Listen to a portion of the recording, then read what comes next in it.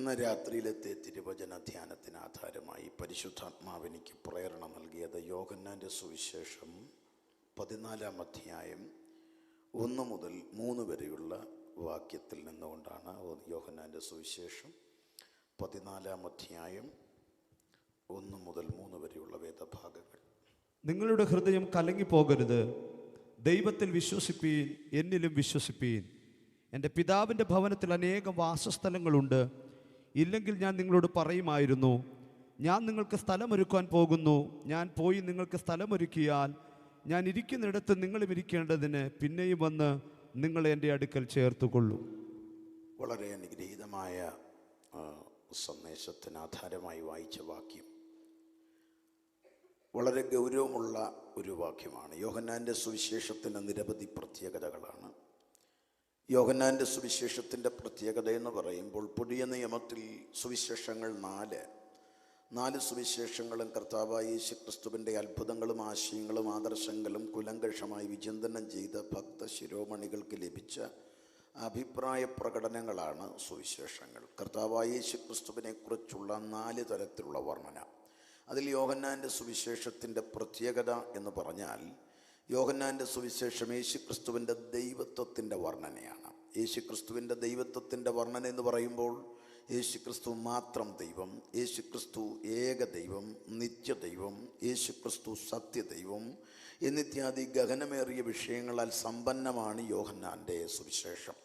യോഹന്നാൻ്റെ സുവിശേഷം മറ്റു സുവിശേഷങ്ങളിൽ നിന്ന് വേറിട്ട് സഞ്ചരിക്കുന്നു എന്ന് പറയുമ്പോൾ അതിൻ്റെ ചിന്തകളൊക്കെ ഗൗരവപൂർണമായതാണ്. ഗൗരവപൂർണമായത് എന്ന് പറയുമ്പോൾ ആ സുവിശേഷങ്ങളുടെ അകത്തേക്ക് ഇറങ്ങിച്ചെല്ലുമ്പോൾ കർത്താവായ യേശുക്രിസ്തുവിനെ കുറിച്ചുള്ള വർണ്ണനകൾ വ്യത്യസ്തമാണ്. മറ്റ് 3 സുവിശേഷകന്മാരും അത്ഭുതങ്ങളുടെ ധാരാളിത്വം വെളിപ്പെടുത്തുമ്പോൾ യോഹന്നാൻ്റെ സുവിശേഷങ്ങളിൽ അത്ഭുതം വെട്ടിച്ചുരുക്കിയിരിക്കുക.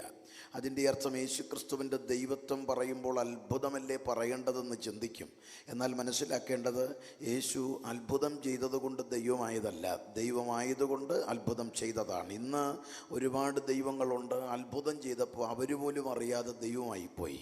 അങ്ങനെ അബദ്ധത്തിൽ ദൈവമായ ആളല്ല യേശു, സാക്ഷാൽ ദൈവമായതുകൊണ്ട് ഉലകിൽ അത്ഭുതം ചെയ്തു. യോഹന്നാൻ യേശുക്രിസ്തുവിൻ്റെ ദൈവത്വം വെളിപ്പെടുത്തുന്നത് അത്ഭുതങ്ങളിലൂടെയല്ല, ആദർശങ്ങളിലൂടെയും ജീവിതത്തിലൂടെയുമാണ്. വീണ്ടും നമ്മൾ മനസ്സിലാക്കുമ്പോൾ യോഹന്നാൻ്റെ സുവിശേഷത്തിൽ ഉപമകൾ കുറവാണ്. അതായത് 3 സുവിശേഷങ്ങൾ ഉപമകളിലൂടെ യേശുവിനെ വെളിപ്പെടുത്തുമ്പോൾ യോഹന്നാൻ യേശുവിനെ വെളിപ്പെടുത്തുന്നത് ഉപമകളിലൂടെയല്ല. വീണ്ടും നമ്മൾ മനസ്സിലാക്കുമ്പോൾ കർത്താവായ യേശുക്രിസ്തുവിൻ്റെ ഗിരിപ്രഭാഷണത്തിന് യോഹന്നാൻ കൊടുത്തിരിക്കുന്ന വിവരണങ്ങളൊന്നും കാണാൻ കഴിയുന്നില്ല. പകരം മറ്റു 3 സുവിശേഷകന്മാർ ഗിരിപ്രഭാഷണത്തിന് ദൈർഘ്യമേറിയ വിവരണം കൊടുക്കുമ്പോൾ യോഹന്നാൻ യേശുക്രിസ്തുവിൻ്റെ ഗിരിപ്രഭാഷണത്തെക്കാൾ വിരിച്ചുരുക്കിയ മാളികമുറിയിലെ അവസാന സന്ദേശത്തിന് പ്രാധാന്യം കൊടുത്തത്. വീണ്ടും നമ്മൾ മനസ്സിലാക്കുമ്പോൾ മറ്റു 3 സുവിശേഷകന്മാരും അപ്പോസ്തലനായ പൗലോസ് ഉൾപ്പെടുന്ന കരുത്തന്മാർ എല്ലാ എഴുത്തുകളും പൂർത്തീകരിച്ചു കഴിഞ്ഞ് യോഹന്നാൻ എഴുതുന്ന ഏറ്റവും കരുത്തുറ്റ ഈടുറ്റ ലേഖനം എന്ന് പറയാം സുവിശേഷമായ യോഹന്നാൻ്റെ സുവിശേഷത്തെ. വീണ്ടും നമ്മൾ മനസ്സിലാക്കി കഴിയുമ്പോൾ കർത്താവായ യേശുക്രിസ്തുവിൻ്റെ ജീവിതത്തിലേക്ക് കണ്ണോടിക്കുമ്പോൾ കർത്താവ് പഠിപ്പിച്ച പ്രാർത്ഥന 3 ശിഷ്യന്മാർ എടുത്തെഴുതുമ്പോൾ യോഹന്നാൻ പഠിപ്പിച്ച പ്രാർത്ഥനയല്ല, പ്രാർത്ഥിച്ച പ്രാർത്ഥനയാണ് എഴുതുന്നത്. വീണ്ടും നമ്മൾ കണ്ണോടിക്കുമ്പോൾ യോഹന്നാൻ്റെ സുവിശേഷത്തിലേക്ക് ഇറങ്ങിയാൽ ഒരു രാത്രിക്ക് വേണ്ടി യോഹന്നാൻ 6 അധ്യായം മാറ്റിവെച്ചു. അതായത് യോഹന്നാൻ 13 മുതൽ യോഹന്നാൻ 18 വരെ ഒരു രാത്രിയാണ്. ഒറ്റ രാത്രിക്ക് വേണ്ടി 6 അധ്യായം മാറ്റിവെക്കുമ്പോൾ ആ രാത്രിയുടെ പ്രത്യേകത കർത്താവിനെ കാണിച്ചു കൊടുത്ത രാത്രിയാണ്. മാനവകുലത്തിൻ്റെ പാപപരിഹാരാർത്ഥം മണ്ണിലവതരിച്ച നസ്രിനാഥൻ മാനവകുലത്തിൻ്റെ കരത്താൽ പിടിക്കപ്പെട്ട് കഷ്ടാനുഭവത്തിലേക്ക് നയിക്കപ്പെടുന്ന ആ രാത്രി 6 അധ്യായം കൊണ്ട് യോഹന്നാൻ വിവരിക്കുമ്പോൾ ആ രാത്രിയുടെ പ്രത്യേകതകൾ വീണ്ടുമുണ്ട്. ആ രാത്രി ഏറ്റവും പ്രധാനപ്പെട്ടത് ആ രാത്രി 14, 15, 16 ഒരു പ്രസംഗമാണ്. അതാണ് അവസാന പ്രസംഗം. ഇനി അത് കഴിഞ്ഞ് 17-ാം അധ്യായം കർത്താവിൻ്റെ അവസാന പ്രാർത്ഥനയാണ്, കർത്താവിൻ്റെ മഹാപുരോഹിത പ്രാർത്ഥനയാണ്.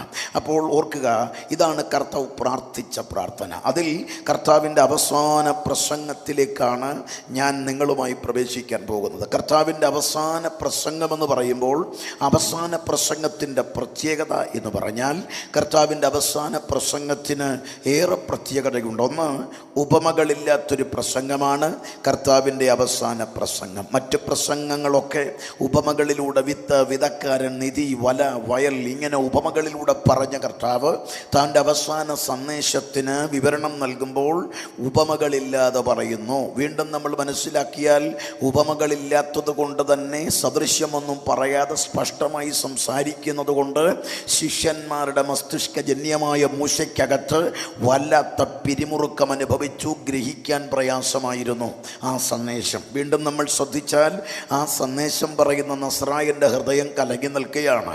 തനിക്ക് നേരിടുവാനുള്ളതറിഞ്ഞ് ഹൃദയം കലങ്ങി നിൽക്കുന്ന കർത്താവ് തൻ്റെ ശിഷ്യന്മാരുടെ ഹൃദയവും കലങ്ങി നിൽക്കുകയാണ്.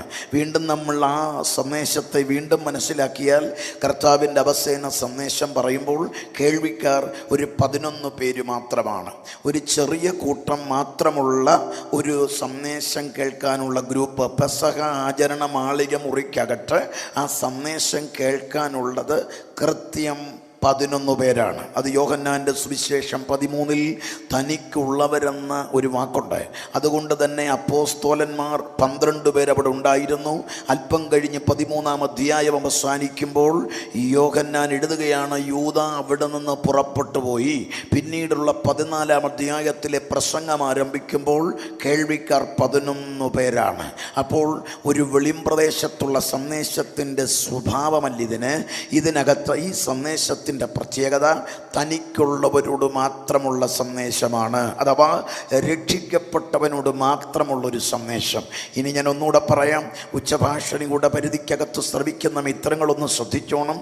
ഞങ്ങളോട് മാത്രമുള്ള സ്വകാര്യ സംഭാഷണം. ഈ സംഭാഷണത്തെ ഇന്ന് രാത്രി ഉച്ചഭാഷണിയുടെ സഹായത്താൽ ഉച്ചത്തിൽ ഞങ്ങൾ വിളംബരം ചെയ്യുമ്പോൾ ഈ സന്ദേശത്തിൻ്റെ ഒരു സ്വഭാവമുണ്ട്. ഈ സന്ദേശം കൊണ്ട് കർത്താവ് 4 ഉദ്ദേശമാണ് അവിടെ പറയുന്നത്. ഞാൻ ആ 4 ഉദ്ദേശം ആദ്യമേ പറയുക, അവസാനം പറയാൻ എനിക്ക് സമയം തികയല്ല. ആദ്യമേ ഞാൻ അങ്ങ് പറയുക. എന്തിനാണെന്ന് ചോദിച്ചാൽ ഇനി അവസാന സമയത്ത് ഇത് പറയേണ്ടത്, പക്ഷേ അത് പറഞ്ഞിട്ട് കാര്യമില്ല, പറയാൻ പറ്റുകയില്ല. അപ്പം ഞാനിത് ആദ്യം പറയുന്നത്, പിന്നെ പുറത്തുള്ളവർ വിചാരിക്കും ആ മനുഷ്യൻ ഇത്രയൊക്കെ ആയിട്ട് അത് പറഞ്ഞില്ലല്ലോ. അപ്പം ഞാനിത് ഇപ്പോഴേ പറയുക. എന്താ ഉദ്ദേശം? ഒന്ന്, ഈ സന്ദേശം കൊണ്ട് നടക്കുന്ന 4 വിടുതലുകളാണ്. അത് നിങ്ങളൊന്ന് കേട്ടേക്കണം. കേട്ട് കഴിയുമ്പം നിങ്ങൾക്ക് തോന്നും എന്നാ ഒന്ന് കേട്ടേക്കാന്ന്. അപ്പോൾ കേൾക്കണം. അതിന് ആ സ്വകാര്യ സംഭാഷണത്തിന് 4 ഉദ്ദേശമാണ്. ഒന്നാമത്തെ ഉദ്ദേശമാണ് നിങ്ങളുടെ ഹൃദയം കലങ്ങിപ്പോകരുത്. കലങ്ങാതിരിക്കാനുള്ള കരുത്തുറ്റ സന്ദേശമാണ് ആ രാത്രി പറഞ്ഞത്. അതുകൊണ്ട് തന്നെ ഭക്തന്മാർ, അഭിഷിക്തന്മാർ, ദൈവത്തിൻ്റെ ജനത്തിന് കലങ്ങാൻ പറ്റുകയില്ല. ആർത്തിരമ്പി വരുന്ന പ്രതികൂലങ്ങളും പ്രതിസന്ധികളുമൊക്കെ ജീവിതത്തിൻ്റെ മേഖലകളിലേക്ക് ആർത്തലച്ചു വന്നിട്ടും പതറാതെ, തളരാതെ, കലങ്ങിപ്പോകാതെ നിൽക്കുന്നതിൻ്റെ കാരണം കർത്താവായ യേശുക്രിസ്തു ഒഴിഞ്ഞ അവസാന സന്ദേശത്തിൻ്റെ സ്വാധീനമാണ്. ഇന്ന് രാത്രി ജീവിതത്തിൽ കലക്കം നേരിട്ട് കരകയറാൻ കഴിയാതെ വല്ലാത്ത അസ്വസ്ഥതയിലൂടെ കടന്നു പോകുന്നവരുണ്ടെങ്കിൽ ഇന്ന് രാത്രി സന്ദേശത്തിലേക്ക് നിങ്ങളൊന്ന് കാതു കുറിപ്പിച്ചാൽ നിങ്ങളുടെ കലക്കത്തെ മാറ്റാൻ കഴിവുള്ള കരുത്തുറ്റ ഈടുറ്റ സന്ദേശമാണ് കർത്താവ് രാത്രി ശിഷ്യന്മാരോട് പറഞ്ഞത്. അവർ കലങ്ങിയില്ലെന്ന് പറയുമ്പോൾ ഉലകിൽ അവിടെ പറയുന്ന പദമിങ്ങനെ, പത്രോസ് പറയുന്നു, പൊന്നും വെള്ളിയും ഞങ്ങൾക്കില്ല, എനിക്കുള്ളത് നിനക്ക് തരാം. അതായത് ഒന്നുമില്ലെന്നും പറഞ്ഞ് യേശുവിൻ്റെ കൂടെ ഇറങ്ങിത്തിരിച്ച മനുഷ്യനാ. പടക് ശൂന്യമാ, വല ശൂന്യമാണെന്ന്. അന്ന് തൻ്റെ ശൂന്യത വലുതായിരുന്നു, തനിക്ക് അതിരു നിറമായിരുന്നു ലക്ഷ്യം. പക്ഷെ കാലങ്ങൾ കഴിഞ്ഞ് ഈ കർത്താവിൻ്റെ സന്ദേശം കേട്ടുകഴിഞ്ഞ് സുന്ദരമെന്ന ദേവാലയ ഗോപുരത്തിങ്കൽ പറയുന്നു, പൊന്നും വെള്ളിയും ഞങ്ങൾക്കില്ല. കാരണം പൊന്നാണയമോ വെള്ളി നാണയമോ ആലയത്തിലേക്ക് പോകുമ്പോൾ കരുതുന്ന പതിവുള്ളവർ പറയുന്നു, പൊന്നും വെള്ളിയും ഞങ്ങളുടെ കയ്യിലില്ല. അതിൻ്റെ അർത്ഥം ഞങ്ങളുടെ കയ്യിൽ കാണിക്കയിടാൻ പോലും ഓഫറിങ്ങിനുള്ള നാണയമില്ല. പക്ഷെ അതിനേക്കാൾ വലുതൊന്നും ഞങ്ങളുടെ അകത്തുണ്ട്. പിടികിട്ടിയോ? ഈ ലോകത്തിലൊരു മനുഷ്യനെ കലക്കുന്നത് സാമ്പത്തിക ശൂന്യതയാണെങ്കിൽ അതില്ലാതിരുന്നിട്ടും കലങ്ങാതെ നിന്ന ഭക്തന്മാർ ഇന്ന് രാത്രിയും എല്ലാം ഉണ്ടായിട്ടല്ല ഞങ്ങളിവിടെ ഒത്തുകൂടിയത്. ഈ ലോകം തരുന്ന എല്ലാ സാമ്പത്തിക നന്മകളെക്കാൾ വലുത് ഇന്ന് രാത്രി രാത്രി ഞങ്ങളുടെ അകത്ത് കർത്താവ് പകർന്നിട്ടുണ്ട്. അതോർത്ത് കർത്താവിന് സ്തോത്രം ചെയ്യുകയാണ്.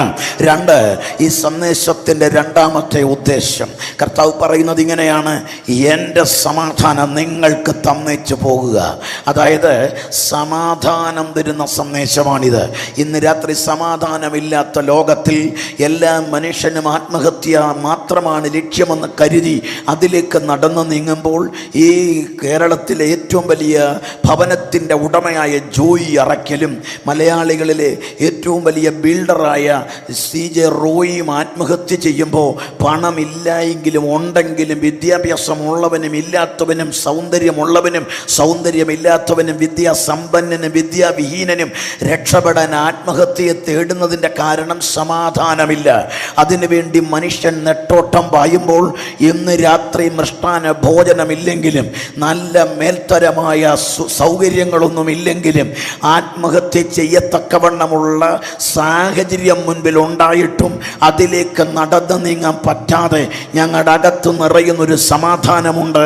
അത് കർത്താവ് ഞങ്ങളുടെ മേൽ പകർന്ന സമാധാനമാണ്.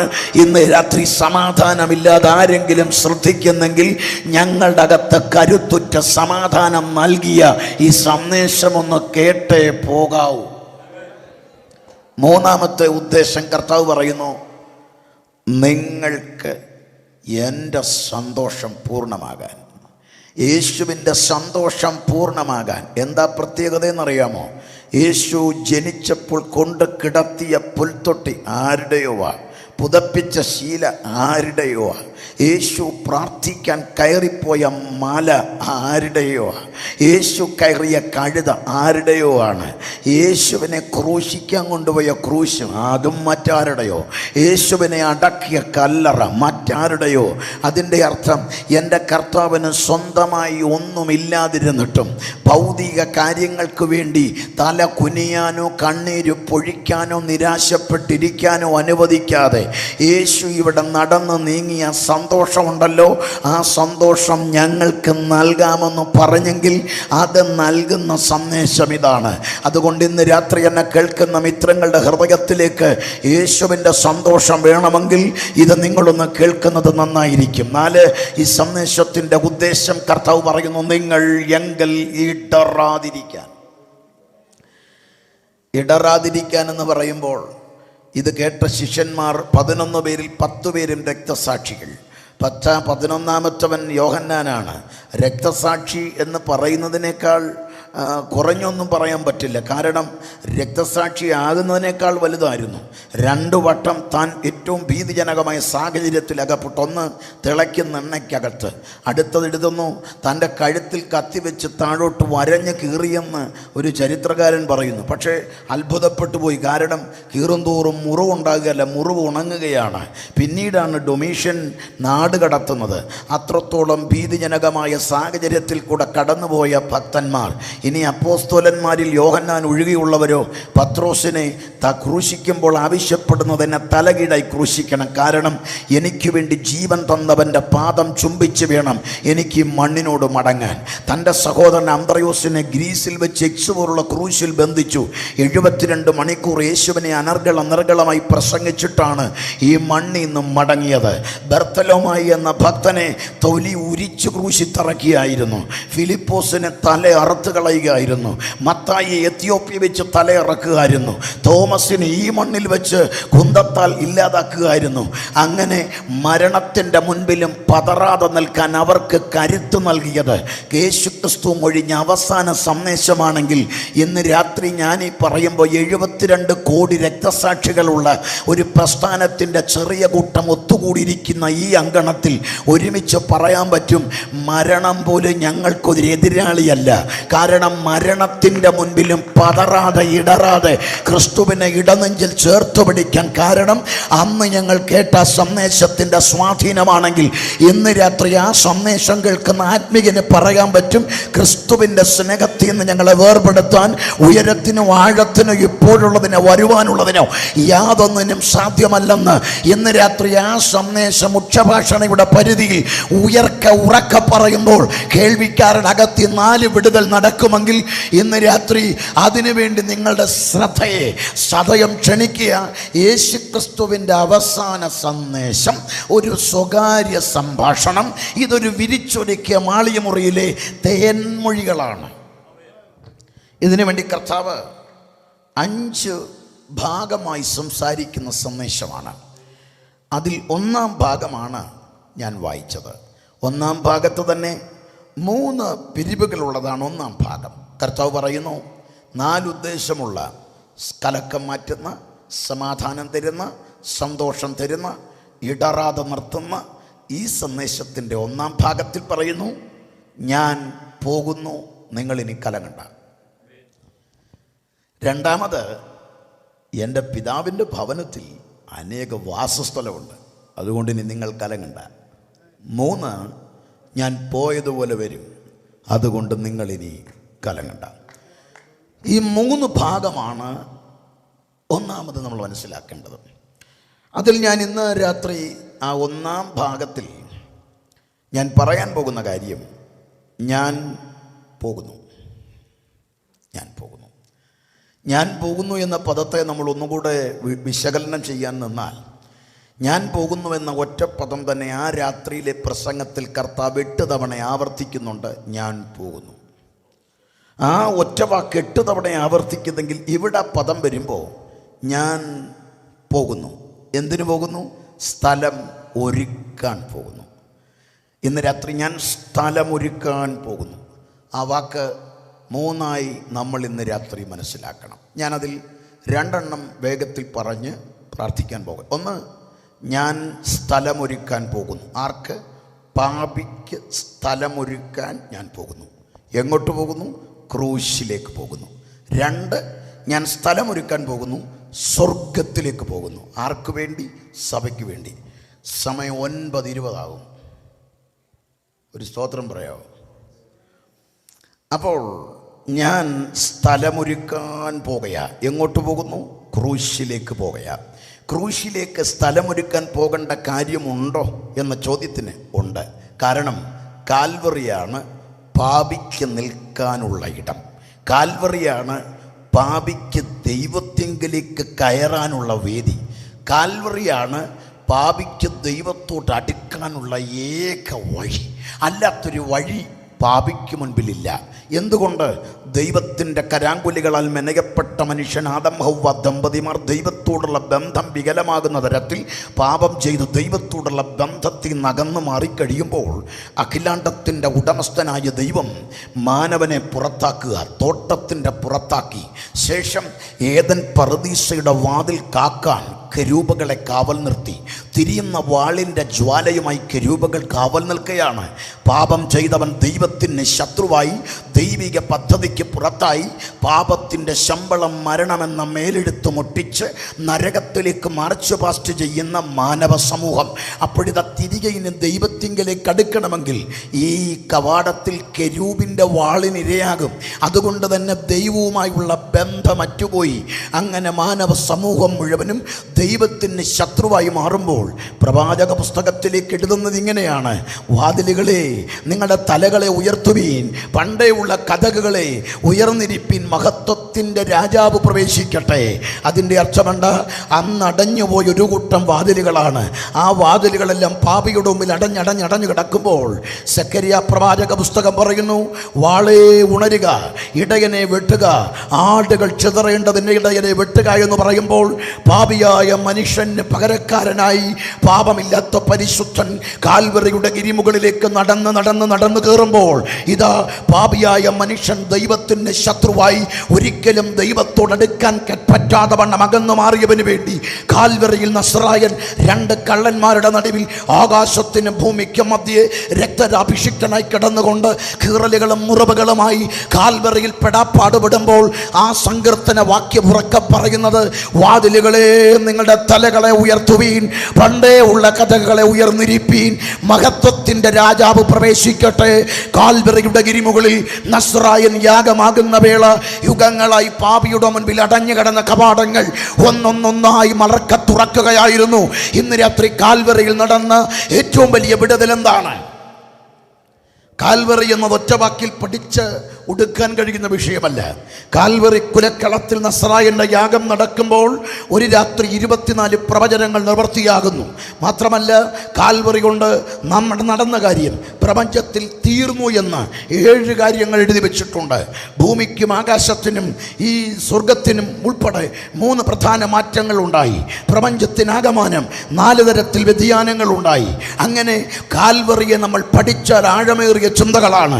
അതിലേറ്റവും സമ്പന്നമാണ് കാൽവറിയിൽ നസ്രായന്റെ കഷ്ടാനുഭവം അരങ്ങേറുമ്പോൾ കാൽവറിയിൽ തുറന്നത് 4 വാതിലുകളാണ്. പാപിയുടെ മുൻപിൽ കാൽവറിയിലൂടെ തുറന്നു 4 വാതിലുകൾ. ആ വാതിലുകളിലൂടെയാണ് പാപിയായ മനുഷ്യൻ ദൈവത്തോട് അടുക്കുന്നത്. അതുകൊണ്ടാണ് വചനം പറയുന്നത്, പാപിക്ക് കലങ്ങേണ്ട കാര്യമില്ല, ദൈവത്തോടടുക്കാൻ ധൈര്യത്തോടെ പ്രവേശനം. ദൂരസ്ഥന്മാർക്ക് പ്രവേശനം, അഭക്തന് പ്രവേശനം, പാപിക്ക് പ്രവേശനം, മരിച്ചവന് പ്രവേശനം, ആമേൻ സ്തോത്രം, ദാസന് പ്രവേശനം. ഇതെഴുതി വെക്കുന്നതിൻ്റെ കാര്യം ഒരിക്കലും അടുക്കാൻ പറ്റാതെ വണ്ണം വാഗ്ദത്തത്തിന് അന്യരായ, ദൂരസ്ഥരായ, പാപിയായ, ശത്രുവായ ആ ഭക്തനായവന് ദൈവത്തിങ്കൽ അടുക്കാൻ ഒരു വാതിൽ തുറന്നു കിട്ടി. അത് കാൽവറിയിലാണ്. കാൽവറിയിൽ തുറന്ന 4 വാതിലുകൾ. 4 വാതിലുകൾ ഞാൻ 4 എണ്ണമില്ല, 1 ഞാൻ പറയുമ്പോഴേക്കും 9 മണിയാവും. പിന്നെ 3 എണ്ണം ഞാൻ ഓരോ വാക്കി പറയും. എല്ലാം കൂടെ പറയാൻ നമുക്ക് സമയം പോരാ. അപ്പോൾ ശ്രദ്ധിച്ചോളൂ. ഒന്നാമത്തെ കാൽവറിയിൽ തുറന്ന വാതിൽ, ലൂക്കോസിൻ്റെ സുവിശേഷം 23:42-43 വാക്യം. പിന്നെ അവൻ, യേശുവേ, നീ രാജ്യത്വം പ്രാപിച്ചു വരുമ്പോൾ എന്നെ ഓർത്തുകൊള്ളണമേ എന്ന് പറഞ്ഞു. യേശു അവനോട്, ഇന്ന് നീ എന്നോടുകൂടെ പറുദീസിലിരിക്കും എന്ന് ഞാൻ സത്യമായി നിന്നോട് പറയുന്നു എന്ന് പറഞ്ഞു. നസ്രായന്റെ കഷ്ടാനുഭവം അരങ്ങേറുന്ന കാൽവറിയുടെ ഗിരിമുകളിൽ കർത്താവിൻ്റെ അധരം ചലിക്കുന്നു. സപ്തമൊഴി പ്രവാഹമാണ്. ഒന്നാമത്തെ മൊഴി, പിതാവേ, ഇവർ ചെയ്യുന്നത് ഇന്നതെന്നറിയായികൽ ഇവരോട് ക്ഷമിക്കണമേ.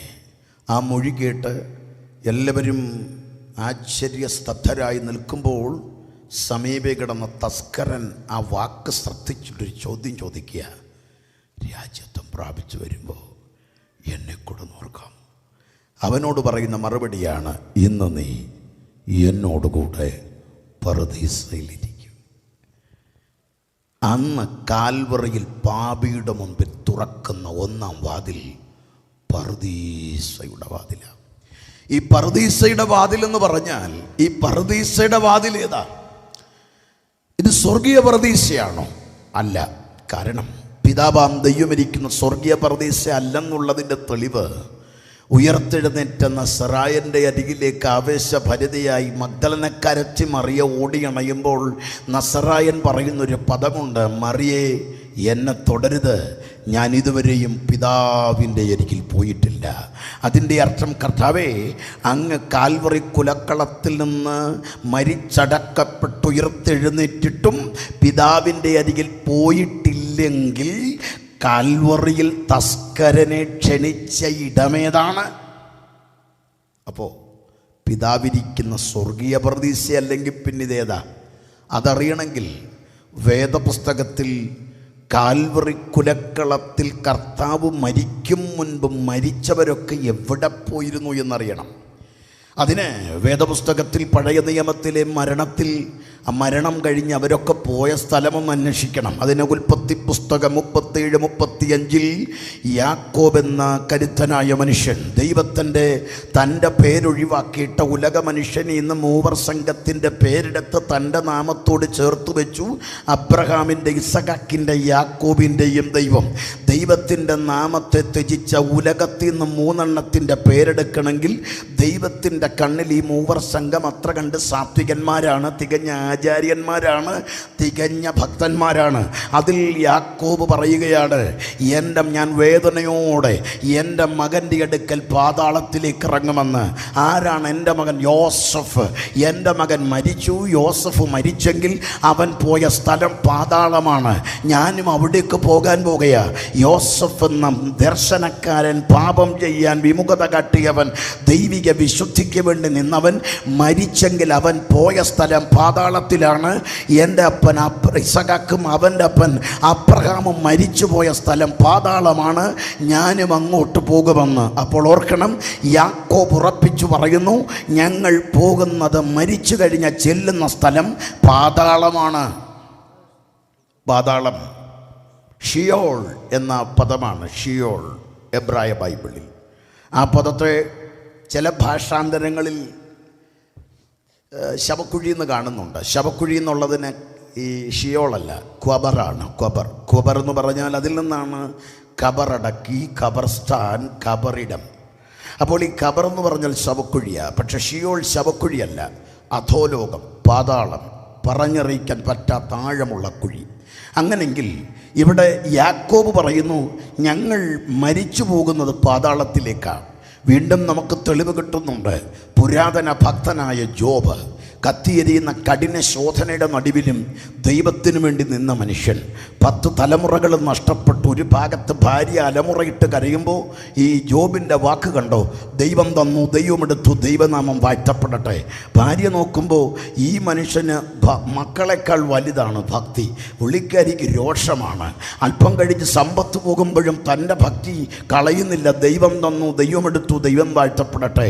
ഇപ്പോഴും സമ്പത്തിനേക്കാൾ വലുതാ ഭക്തി.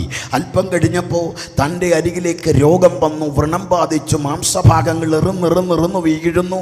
മരിക്കുമെന്ന് ഉറപ്പിക്കപ്പെട്ട എല്ലാവരും കാതുകൂർത്തിരിക്കുമ്പോൾ ഇപ്പോൾ ചാരം വാരിയിട്ട് ചാക്കിശീല ധരിച്ചോട്ട് കഷണം കൊണ്ട് ചുരണ്ടിയിരിക്കുന്ന പ്രിയതമനെ ശ്രദ്ധിച്ച ഭാര്യ നോക്കുമ്പോൾ ഭക്തിയും പിടിച്ചിരിക്കുക. രോഷത്താൾ അരികത്ത് വന്ന് ചോദിക്കുന്നു, ഇപ്പോഴും ഭക്തി പിടിച്ചുകൊണ്ടിരിക്കുന്നു, പോയി ചാകരുതോ മനുഷ്യ? ഈ ചോദ്യം അവിടെ ഉന്നയിക്കുമ്പോൾ ഈ ഭാര്യയുടെ അകത്ത് വല്ലാത്തൊരു വെപ്രാളമാണ്. എന്താണെന്നറിയാമോ? എന്തുകൊണ്ടായി ഭക്തി പിടിച്ചുകൊണ്ടിരിക്കുന്നത്? സമ്പത്തിനേക്കാൾ വലുതാണോ നിങ്ങൾക്ക് ഭക്തി? രോഗം വന്ന് മരിക്കാറായി, ഇപ്പോഴും ഭക്തിയും പിടിച്ചുകൊണ്ടിരിക്കുക. തലമുറ പോയിട്ടും ഭക്തി പിടിക്കുക. എന്തിനാ ഈ ഭക്തി ഇത്രയും പിടിച്ചത്? കാരണം എന്താണെന്നറിയാമോ? ഈ സഹോദരിയുടെ ചിന്ത ഭക്തി എന്ന് പറഞ്ഞാൽ സാമ്പത്തിക നേട്ടത്തിന്, ഭക്തി എന്ന് പറഞ്ഞാൽ ശാരീരിക വിടുതലിന്, ഭക്തി എന്ന് പറഞ്ഞാൽ തലമുറയുടെ ഉന്നമനത്തിന്. ഇതായി സിസ്റ്ററുടെ കാഴ്ചപ്പാട്. ഇയ്യോബിൻ്റെ പുസ്തകം ശ്രദ്ധിച്ചപ്പോൾ എനിക്ക് ഈ പുസ്തകത്തിൽ ഇഷ്ടം തോന്നിയത് പിശാചിനെയാണ്. അതുമാത്രം നിങ്ങൾ ശ്രദ്ധിക്കരുത്, ഞാൻ പറഞ്ഞുതരാം. ഇയ്യോബിൻ്റെ പുസ്തകം വായിച്ചപ്പോൾ എൻ്റെ ഉപദേശമൊന്നുമല്ല, എനിക്ക് ആ പുസ്തകത്തിൽ നിന്ന് മനസ്സിലായത് ഈ സഹോദരിയേക്കാൾ ഭേദം പിശാച. അതിൻ്റെ കാരണം ചില സഹോദരന്മാരും പറയും അസത്യ ഭാഷയെന്ന്. അത് അവരുടെ അനുഭവത്തിൽ നിന്നായിരിക്കും. പക്ഷെ ഞാനതല്ല പറയുന്നത്, ഇയ്യോബിൻ്റെ സാഹചര്യം പുസ്തകത്തിൽ നിന്ന്. അതിൻ്റെ തെളിവെന്താണെന്നറിയാമോ? ഈ സഹോദരി ഇയ്യോബിനോടൊപ്പം ജീവിച്ചിട്ട് ഈ സഹോദരി ഇപ്പോൾ ചോദിക്കുന്നുണ്ട്, ഇത്രയും ഭക്തി പിടിച്ചുകൊണ്ടിരിക്കുന്ന എന്തിനാണ്? ഇതാ ചോദ്യം. പക്ഷേ മനസ്സിലാക്കേണ്ടത്, ഈ പിശാച് ഈ പുസ്തകത്തിൽ പറയുന്നൊരു വാക്കുണ്ട്. ഇയ്യോബ് 1:9. വെറുതെയോ ഇയ്യോബ് ദൈവഭക്തനായിരിക്കുന്നത്. വെറുതെയോ എന്ന മലയാള പദം എബ്രായ ബൈബിളിൽ കിനാം, പ്രോഫിറ്റ്, ലാഭം. പിശാച് പറയുക, 10 ശവപ്പെട്ടി കണ്ടിട്ടും പതറാതിരിക്കുന്നത് ഇതിനേക്കാൾ വലിയൊരു ലാഭം ഈ മനുഷ്യൻ്റെ അകത്ത് കിടക്കുക. സമ്പത്തെല്ലാം പോയിട്ടും പതറാതിരിക്കുന്നത് സമ്പത്തിനപ്പുറമുള്ളൊരു ലാഭത്തിൻ്റെ വെളിപ്പാട് അകത്ത് കയറി തളച്ചു മറിയുക. മരണമരികത്തേക്ക് ഇരമ്പി വന്നിട്ടും തെല്ലും കൂസാതെ നിൽക്കുന്നതിൻ്റെ കാര്യം മരണത്തിനപ്പുറമുള്ള ഒരു ലാഭത്തിൻ്റെ വെളിപ്പാട് അകത്ത് കയറി തിളയ്ക്കുക. ഇതാണ് ഇയ്യോബിൻ്റെ വെളിപ്പാടെങ്കിൽ ആ ഇയ്യോബ് കഷ്ടതയുടെ പാരമ്യത്തിൽ പറയുന്ന പദം എന്താണെന്നറിയാമോ? ഞാനോ പാതാളത്തെ എൻ്റെ വീടായി പ്രതീക്ഷിക്കുന്നു. ദൈവമേ, നീ എന്നെ പാതാളത്തിൽ ഒളിപ്പിച്ചെങ്കിൽ കൊള്ളായിരുന്നു. ഈ കരുത്തനായ മനുഷ്യൻ്റെ ദർശനത്തിൻ്റെ ആഴം കൊണ്ടോ, പാതാളം അതാണ് എൻ്റെ വീട്. ഇത്രയും ഇനി ഞാനൊരു ആശയം കൂടെ പറയാം. ഇത്രയും കൃത്യമായി വിവരണത്തോടെ ഇയ്യോബ് ഈ വെളിപ്പാട് ഉറക്കെ പറയുമ്പോൾ ഒരു കാര്യം മനസ്സിലാക്കണം. പഴയ നിയമ വിശുദ്ധന്മാർ മരിച്ചു പോയ സ്ഥലം പാതാളമാണ്. പാതാളം.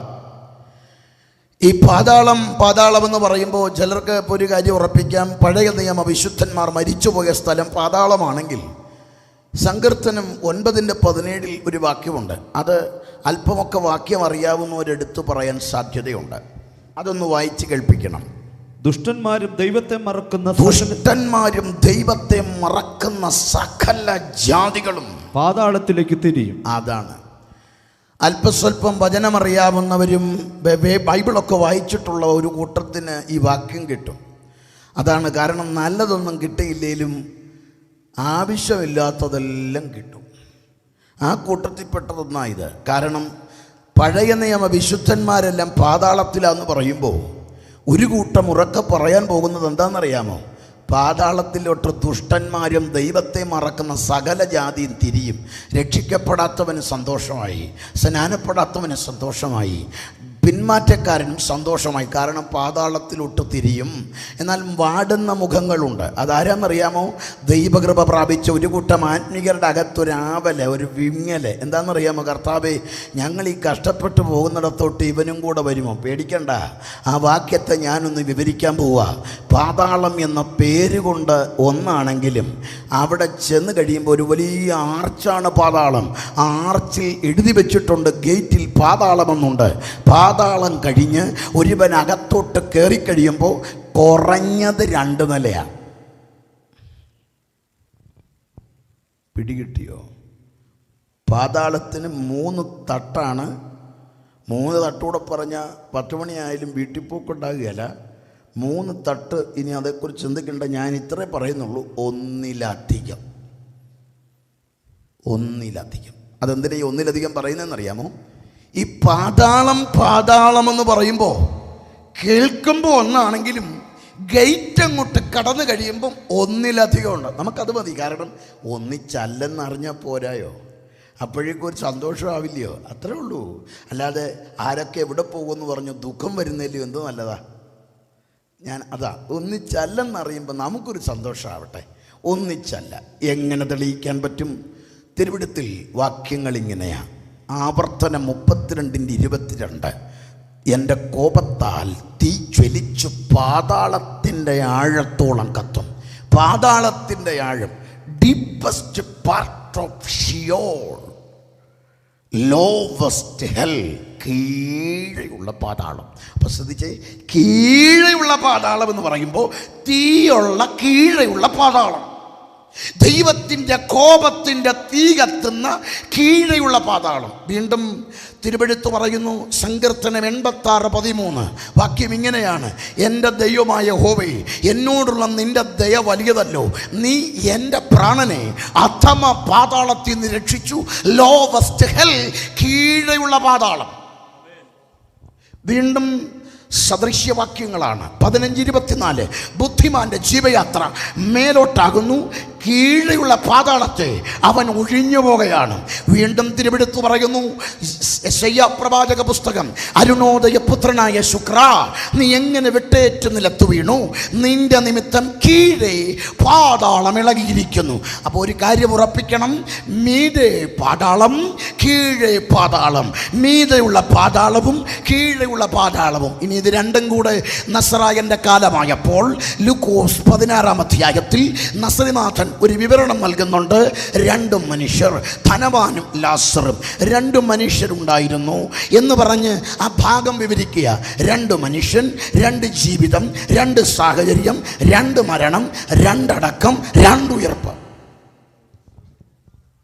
അപ്പം ഈ 2 മനുഷ്യരെന്ന് പറയുമ്പോൾ ധനവാനും ലാസറും. ധനവാൻ എന്ന് പറയുമ്പോൾ സാധാരണ ഈ പാസ്റ്റർമാർക്കൊന്നും ഇഷ്ടമല്ല ഈ ധനവാനെ. പട്ടക്കാർക്കും പാതിരിമാർക്കും ഇഷ്ടമല്ല, വിശ്വാസിക്കും ഇഷ്ടമല്ല. എനിക്കാണെങ്കിൽ ഭയങ്കര ഇഷ്ടം. ഞാൻ എൻ്റെ വ്യക്തിപരമായ പ്രാർത്ഥനയിൽ, ഉപദേശമൊന്നുമല്ല, ലൈവ് ആയതുകൊണ്ട് അത് മാത്രം കട്ട് ചെയ്തിട്ട് വലിയ കാര്യമൊന്നുമില്ല, ഉപദേശമൊന്നുമല്ല, എൻ്റെ ആഗ്രഹം പറയുക. എന്നെ എന്തും പറഞ്ഞു, എൻ്റെ ആഗ്രഹം പറയുക. എനിക്കിഷ്ടം എന്താണെന്നറിയാമോ? ഒരു 50 ധനവാനും എൻ്റെ സഭയെ വേണം, ഒരു 50 പരീശനും വേണം. തുറിച്ചു നോക്കണ്ട. പരീശൻ എന്നൊക്കെ പറഞ്ഞപ്പം നമുക്ക് ഇഷ്ടക്കേടാ. പക്ഷേ 50 എണ്ണമെന്ന് പറയുമ്പം പരീശൻ്റെ സ്വഭാവം എന്താണെന്നറിയാമോ? ആഴ്ച 2 വട്ടം ഉപവസിക്കുന്നു. നമ്മളാകെ ഒരു വെള്ളിയുണ്ട്, അതിലെത്രണ്ണം കാണും? പാസ്റ്ററുണ്ട്, അമ്മാമ്മയുണ്ട്, ഡ്രമ്മുണ്ട്. അത്രേ ഉള്ളൂ. ഇത് 50 എണ്ണം ഉണ്ടെങ്കിൽ അവൻ എല്ലാ മീറ്റിങ്ങിലും 2 ആഴ്ച 2 മീറ്റിങ്ങിൽ ഇവൻ പ്രസൻ്റാണ്. ഇവൻ സ്വർഗത്തിൽ പോയില്ലേ എന്നാ? പ്രസംഗക്കുറിപ്പ് നല്ല രീതിയിൽ പ്രസംഗിക്കാമല്ലോ. ഇനി ഇവൻ ഞായറാഴ്ച വരുന്ന എങ്ങനെ? വെറുതെ നമ്മളുണ്ടേ പാട്ടുപുസ്തകം ഉണ്ടേ ബൈബിളില്ല, ബൈബിളുണ്ടേ പാട്ടുപുസ്തകം ഇല്ല. ഇതങ്ങനല്ല. അവൻ വരുന്ന ആദ്യമേ ടെമ്പോ വന്നിരിക്കും. മത്തങ്ങ, ചുറ്റുള്ളി, ചതകുപ്പ. വിഷയൻ്റെ ദൈവമേ, ഒന്ന് ഓർത്ത് നോക്കിയേ. 50 എണ്ണം ഉണ്ടെങ്കിൽ RCC വരെ ഫുഡ് കൊടുക്കാം. എന്ത് നല്ലതാണ്. ഞാനത് 50 എണ്ണത്തിന് വേണ്ടി പ്രാർത്ഥിക്കുന്നു. ഇനി അടുത്തായി അതുപോലെ എനിക്ക് ഇഷ്ടപ്പെട്ടത് ധനവാൻ. ഇപ്പം ചിലർ ചിന്തിക്കും, കൊള്ളാമല്ലോ പാസ്റ്റർ ആ പ്രാർത്ഥന. പ്രാർത്ഥിച്ചു. അടുത്തത് ധനവാൻ. എനിക്ക് ധനവാനെ ഇഷ്ടപ്പെടാൻ കാര്യം 2 കാരണം കൊണ്ടാണ് എനിക്കിഷ്ടം. ഒന്നാമത്തെ ഇഷ്ടമെന്ന് പറഞ്ഞാൽ ധനം ഉണ്ടായിട്ട് കാര്യമില്ല, കൊടുക്കാനൊരു മനസ്സ് വേണം. നമ്മുടെ ഇടയിലും ധനവാന്മാരുണ്ട്, കൊടുക്കുകയില്ല. പക്ഷേ ഈ ധനവാൻ കൊടുക്കാൻ മനസ്സുള്ളവനാണ്. എങ്ങനെ കൊടുക്കാൻ മനസ്സെന്നറിയാമോ? ഈ ധനവാൻ്റെ സ്വഭാവം എന്ന് പറയുമ്പോൾ പടിപ്പുരയ്ക്കൽ പോറ്റുക. ആരെയെന്നറിയാമോ? ഈ വ്രണം ബാധിച്ച ലാസറിനെയും അവൻ്റെ ശുശ്രൂഷക്കാരെയും, ജിക്കു, ജാക്കി, കൈസർ, ടോമി, ടിപ്പു, ഇത്ര എണ്ണത്തെയും കൂടെ പടിപ്പുരയ്ക്ക് പോറ്റുക. വ്രണം ബാധിച്ച് നാറ്റം വമിക്കുന്ന മാംസപിണ്ഡമായിട്ട് കിടക്കുക. ഈവൻ എല്ലാ ദിവസവും ദുർഗന്ധം വമിച്ച് അവിടെ കിടക്കുന്നേ. നീ കാറ്റടിക്കുമ്പം ഈ ലാസറിൻ്റെ വ്രണത്തിൽ നിന്നുള്ള ദുർഗന്ധം വീട് മൊത്തം അടിച്ചു കയറുമ്പോഴും അവിടുന്ന് എടുത്തു കളഞ്ഞില്ല. ആയുസ് മൊത്തവും ഈ വ്രണം ബാധിച്ചവനെ പടിപ്പുരയ്ക്കൽ കിടത്തി പോറ്റിയ ധനവാൻ്റെ സോഷ്യൽ വർക്ക് കണ്ടോ? നമ്മുടെ സോഷ്യൽ വർക്ക് എന്ന് പറഞ്ഞാൽ ഒരു ദിവസം വന്നാൽ കൊടുക്കും, 2 ദിവസം വന്നാലും കൊടുക്കും, 3 ആകുമ്പോൾ നമ്മൾ ചോദിക്കും ഇവിടെയുള്ളോ, 4 ആയാൽ പറയും അപ്പുറത്തൂടെ ചെല്ലേ. അടുത്ത വീണ്ടും അവിടെ തന്നെ കിടക്കുകയാണെങ്കിൽ പഞ്ചായത്ത് വിളിച്ചു പറയും, പഞ്ചായത്തുകാരി വന്ന് അവനെയും കൊണ്ടുപോകും. ഇതാ നമ്മുടെ സോഷ്യൽ വർക്ക്. ആണ്ടിലൊരിക്കൽ നമ്മളെങ്ങാനും വന്ന വല്ല ബർത്ത്ഡേക്ക് വല്ലതും ഓൾഡ് ഏജ് ഹോമിൽ ചെയ്യാൻ, അത് ഫേസ്ബുക്കിൽ മൊത്തവും അതിൻ്റെ പടമായിരിക്കും. ഇവിടെ അതാണ് നമ്മുടെ സോഷ്യൽ വർക്ക്. പക്ഷേ ഇവിടെ ഈ ധനവാനെ ഒന്ന് നോക്കിക്കേ. തൻ്റെ പടിപ്പുരയ്ക്കൽ കിടന്നവനെ ആയുസ് മൊത്തം പോറ്റാൻ മനസ്സ് കാണിച്ചെന്ന് പറയുമ്പോൾ അവൻ്റെ ധനത്തിൻ്റെ മഹിമ എന്താണെന്നറിയാമോ? അവൻ അപ്പം നുറുക്ക് എന്നൊരു വാക്ക് ഉപയോഗിക്കും. അപ്പം നുറുക്ക് ഭക്ഷിച്ചു, ആഗ്രഹിച്ചു എന്ന. ഈ അപ്പം നുറുക്കെന്ന് പറയുമ്പോൾ നമ്മുടെ അപ്പം മേശയിൽ വീഴുന്ന നുറുക്കല്ല, നമ്മുടെ ടിഷ്യൂ സംസ്കാരം പോലെ സംസ്കാരമാണ്. മേശമേൽ ഈ എണ്ണ ചേർക്കാതെ ചപ്പാത്തി പോലെ ചൂട്ട അടുക്കി വെച്ചിരിക്കും. ഇതിലാണ് തുടയ്ക്കുന്ന കയ്യെ. ഇതെല്ലാം കൂടെ വാരി പിന്നീട് ഇത് ഉപയോഗിക്കുകയല്ല. അന്നത്തെ ഇത് കഴിഞ്ഞാൽ പിന്നെ അവിടെ അങ്ങനെ ഈ ലാസറിനെ ഇത്രയ്ക്ക് പോറ്റിയ ഈ മനുഷ്യനെ എനിക്കങ്ങ് ഇഷ്ടമാണ്. അതല്ലേ ഇത്രയും നല്ല സോഷ്യൽ വർക്ക്. ഇത്രയും നല്ല സോഷ്യൽ വർക്ക് എന്ന് പറയുമ്പം വെള്ളം കിട്ടിയില്ലെന്നുള്ളത് ഞാൻ പറയാം. പക്ഷേ ഒന്ന് ഓർത്തോണം, ഇതാണ് ആ മനുഷ്യൻ്റെ ഏറ്റവും നല്ല ക്വാളിറ്റി. രണ്ടാമത്തെ ക്വാളിറ്റി എന്താണെന്നറിയാമോ? ഈ മനുഷ്യൻ യാതനാ സ്ഥലത്ത് കിടന്ന് യാതന അനുഭവിക്കുമ്പോൾ അബ്രഹാം പിതാവിനോടൊരു കരച്ചിലുണ്ട്. അബ്രഹാം പിതാവേ, 5 കൂടപ്പിറപ്പുകൾ അവിടെ ഉണ്ട്, അവരിങ്ങോട്ട് വരാതിരിക്കേണ്ടതിന് ആരെങ്കിലും ചെന്ന് പറയണമെന്ന്. ഇവിടെയാണ് ഞാൻ ചിന്തിച്ചത്, ആ മനുഷ്യൻ്റെ മനസ്സ് കണ്ടോ? താൻ അവിടെ കിടന്നു തീക്കകത്ത് കിടന്ന് വേദനിക്കുമ്പോഴും അവൻ്റെ ഉള്ളിൻ്റെ നൊമ്പരം, എൻ്റെ കൂടപ്പിറപ്പ് ഇങ്ങോട്ട് വരരുതെന്ന. അങ്ങനെ 5 കൂടപ്പിറപ്പിനെ ഒരുപോലെ സ്നേഹിക്കുന്ന ഈ മനുഷ്യൻ യാതന അനുഭവിക്കുമ്പോഴും ഇത്രയും സ്നേഹമായിരുന്നെങ്കിൽ ജീവിച്ചിരുന്നപ്പോഴത്തെ സ്നേഹം എത്ര വലുതാ. നമ്മളെങ്ങാണോ അവിടെ കിടക്കുന്നെങ്കിൽ പറയാം, അബ്രഹാം പിതാവേ അങ്ങോട്ട് ആരും അങ്ങോട്ട് വിടല്ലേ, ഞാൻ തന്നെയാണ് ഇവിടെ കിടക്കുന്ന, അവനും ഇവിടെ വരണം. ഇതാ നമ്മുടെ മനസ്സിലിരിപ്പ്. പക്ഷേ ഈ മനുഷ്യനെ കണ്ടിട്ട് എനിക്കങ്ങ് ഇഷ്ടം തോന്നി. ഇനി ഞാൻ പറയട്ടെ, ഇത്ര നല്ല മനുഷ്യൻ, ഇത്രയും നല്ല മനുഷ്യനായ ധനവാനെ അങ്ങയോട് എനിക്കൊരു ചെറിയ വിഷമമുണ്ട്. എന്താണെന്നറിയാമോ? അങ്ങൊരു മണ്ടനായിപ്പോയി. എന്താ മണ്ടത്തരമെന്നറിയാമോ? നീ ജീവിച്ചിരുന്നപ്പോൾ ഒന്ന് ശ്രദ്ധിക്കണ്ട. ആ ലാസറിനെ ഏത് കാര്യത്തിലാണ് കൊടുത്തു? നീ അവനെ ശ്രദ്ധിച്ചു, പക്ഷേ അവൻ്റെ ഭക്തിയെ നീ ഒന്ന് ശ്രദ്ധിക്കണമായിരുന്നു. നീ അവനെ ശുശ്രൂഷിച്ചത് ശരിയാ, അവന് നീ വേണ്ട കെയർ കൊടുത്തത് ശരിയാ, പക്ഷേ അതല്ല വലുത്. അവൻ്റെ ഭക്തി നീ ഒന്ന് മാതൃകയാക്കിയിരുന്നെങ്കിൽ നിന്റെ ഈ സ്ഥിതിയൊന്നും മാറില്ലായിരുന്നു. 2 പേരും മരിച്ചെന്ന് പറയുമ്പോൾ ധനവാന്റെ മരണം തന്നെ കെങ്കേമമായിരുന്നു. ആ മരണമെന്ന് പറഞ്ഞാൽ മരണമൊക്കെ കഴിഞ്ഞപ്പം തന്നെ നാട്ടുകാർ അവിടെ പോസ്റ്റർ ഒട്ടിച്ചു, നിദ്ര കൊണ്ടു, കാലം ചെയ്തു, ദിവംഗതനായി, വിട കൊണ്ടു, വിട പറഞ്ഞു. പിന്നെ നിത്യതയിൽ നിദ്ര കൊണ്ടു. അങ്ങനെ പലയിടത്ത് പല പോസ്റ്റർ, എല്ലാ സോഷ്യൽ മീഡിയയിലും RIP. നേരെ അദ്ദേഹത്തെ ഉണക്കം വെച്ചു. അപ്പോഴേക്കും നാടുനീളെ ഒരുക്കപ്പെടുന്ന ഒരു പന്തലും വലിയ ഘോഷയാത്രയ്ക്കുള്ള ക്രമീകരണങ്ങളും ഗായക സംഘങ്ങളും ഒക്കെ റെഡിയായി. പൊതുദർശനത്തിൻ്റെ ക്രമീകരണം, അവിടെ പൊതുദർശനം. അത് കഴിഞ്ഞിട്ട് അടക്ക ശുശ്രൂഷ എന്ന് പറയുമ്പം തന്നെ കെങ്കേമമാണ്. സാംസ്കാരിക നേതാക്കന്മാർ, മത നേതാക്കന്മാർ, മത അധ്യക്ഷന്മാർ, രാഷ്ട്രീയ നേതാക്കന്മാർ, കലാമേഖലയിലുള്ളവർ, അങ്ങനെ സാമുദായിക മേഖലയിലെ ഔന്നിത്യത്തിൽ നിൽക്കുന്ന നിരവധി പ്രമുഖരായ ആളുകൾ അവരെല്ലാം വന്നു. എല്ലാവരും ആദരാഞ്ജലികളൊക്കെ പറഞ്ഞ് ഇദ്ദേഹത്തെ കൊണ്ടുപോവുക. പോകുന്ന പോക്കിലോ ഇനി ചെന്ന് അടക്കിയ സ്ഥലം കൂടെ ഒന്ന് കാണണം. ലാൻഡ്സ്കേപ്പ് ചെയ്ത് കറുത്ത മാർബിൾ ഫലകത്തിൽ എഴുതി നിദ്ര കൊണ്ടു ധനവാൻ. എന്നിട്ട് അതിൻ്റെ ചുറ്റും വെള്ളാരം കല്ലൊക്കെ പതിപ്പിച്ച് ലാൻഡ്സ്കേപ്പ് ചെയ്ത് വെച്ച കല്ലറ കണ്ട കയറി കിടക്കാൻ തോന്നും. അമ്മാതിരി അതൊക്കെ അടക്കമൊക്കെ കൊണ്ട് കഴിഞ്ഞിട്ട് എല്ലാവരും അവിടെ നിന്ന് ഫോട്ടോയൊക്കെ എടുത്തിട്ട് പറയുന്നുണ്ട്, ഇതാ കല്ലറ, നമ്മുടെ കാണണം. റബ്ബർ തോട്ടത്തിന് നടുക്ക്, വഴിയുമില്ല, വെള്ളവുമില്ല, അങ്ങോട്ട് പോകാനും പറ്റത്തില്ല. പക്ഷേ ഇത് നല്ല രസമല്ലേ, കാണാൻ നല്ലതാണ്. അങ്ങനെ അത് കഴിഞ്ഞിട്ട് പുറത്തോട്ടിറങ്ങി കഴിഞ്ഞപ്പം അവിടെ എല്ലാവരും കൂടി പറയുന്നു, എന്തോ നല്ല പൊതിയായിരുന്നു. പൊതി അത് സാധാരണ മോറിസായിരുന്നു. ഇതുണ്ട് ഏത്തക്കായും പപ്സും. ഇതാരുണ്ട്? വീട്ടിൽ ചെന്ന് കഴിഞ്ഞ ഉടനെ ഫുഡ് കേറ്ററിംഗുകാരുടെ വക. എന്നിട്ട് ആരും പോകുന്നില്ല, അവിടെ ഇരിക്കുക. അപ്പോഴേക്ക് ഈ 5 കൂടപ്പുറപ്പുകൾ എല്ലാവരും പോയി കണ്ടിങ്ങനെ സംസാരിക്കുക. അപ്പം ചോദിച്ചു, ഇനി അടുത്ത എന്തുവാ? അപ്പോൾ ചിലർ പറഞ്ഞു, നമുക്ക് എല്ലാം നന്നായിരുന്നു, എന്തൊരിതായിരുന്നു. അപ്പം വേറെ കുറച്ച് പേര് പറഞ്ഞു, എല്ലാം ഇങ്ങനെ വേണമായിരുന്നു. പക്ഷേ ഒരു ചെറിയ പ്രശ്നം ഉണ്ടായിരുന്നു. മറ്റേ ലീഡ് ചെയ്ത പാസ്റ്റർ മാത്രം അത് കുളവാക്കിയത്. പുള്ളി മാത്രം എഴുന്നേറ്റ് എന്ന് പറഞ്ഞു, ഓരോ മിനിറ്റ് എടുക്കാവൂ. എല്ലാവരോടും ഞാൻ പറയുന്നു, 1 മിനിറ്റ് കൂടുതൽ. ഇത് തന്നെ 1.5 മണിക്കൂർ പറയുക. അത് മാത്രം സാരില്ല, അത് പരിജ്ഞാനക്കേട്, അത് മാറും. എന്നിട്ട് പറഞ്ഞു അടുത്ത എന്തോ? അവർ പറഞ്ഞു, നമുക്ക് 7 നടത്തണ്ടേ? 7 നടത്താം. അപ്പം വേറെ പറഞ്ഞു 16 അച്ചായന് വേണ്ടിയല്ലേ, 16 നടത്താം. വേറെ ആൾ പറഞ്ഞു, ഇത് 41 ഉണ്ടെന്ന് പറഞ്ഞു. 41 ആയിക്കോട്ടെ. അടുത്ത ആൾ പറഞ്ഞു, നോക്കി ഇതിൽ കൂടുതൽ 50 ഇത്ര ആണ്ടോ എന്താണെന്ന് വെച്ചാൽ ചെയ്യും. കാരണം അച്ചായനെ എങ്ങനെയാലും കയറ്റിവിടണം. കാരണം ഞങ്ങളെ അത്രയ്ക്ക് സ്നേഹിച്ച അച്ചായനാ ഇത്രയും നല്ല സോഷ്യൽ വർക്ക് ചെയ്ത് ഇവിടെ ഇത് മുഴുവനും അറിയാം അച്ചായൻ്റെ സോഷ്യൽ വർക്ക്. ആര് വന്നാലും ഈ വീട്ടിൽ നിന്ന് വെറുതെ പോയിട്ടില്ല. എല്ലാവർക്കും ഭക്ഷണം കൊടുത്തിട്ടുണ്ട്, എല്ലാവർക്കും ആവുന്നതിനെ കൊടുത്തിട്ടുണ്ട്. ഈ വീട്ടിൽ നിന്ന് ആരും ഇതുവരെ വെറുതെ പോയിട്ടില്ല. ഈ നാട്ടിൽ ആരും വെറുതെ പോയിട്ടില്ല.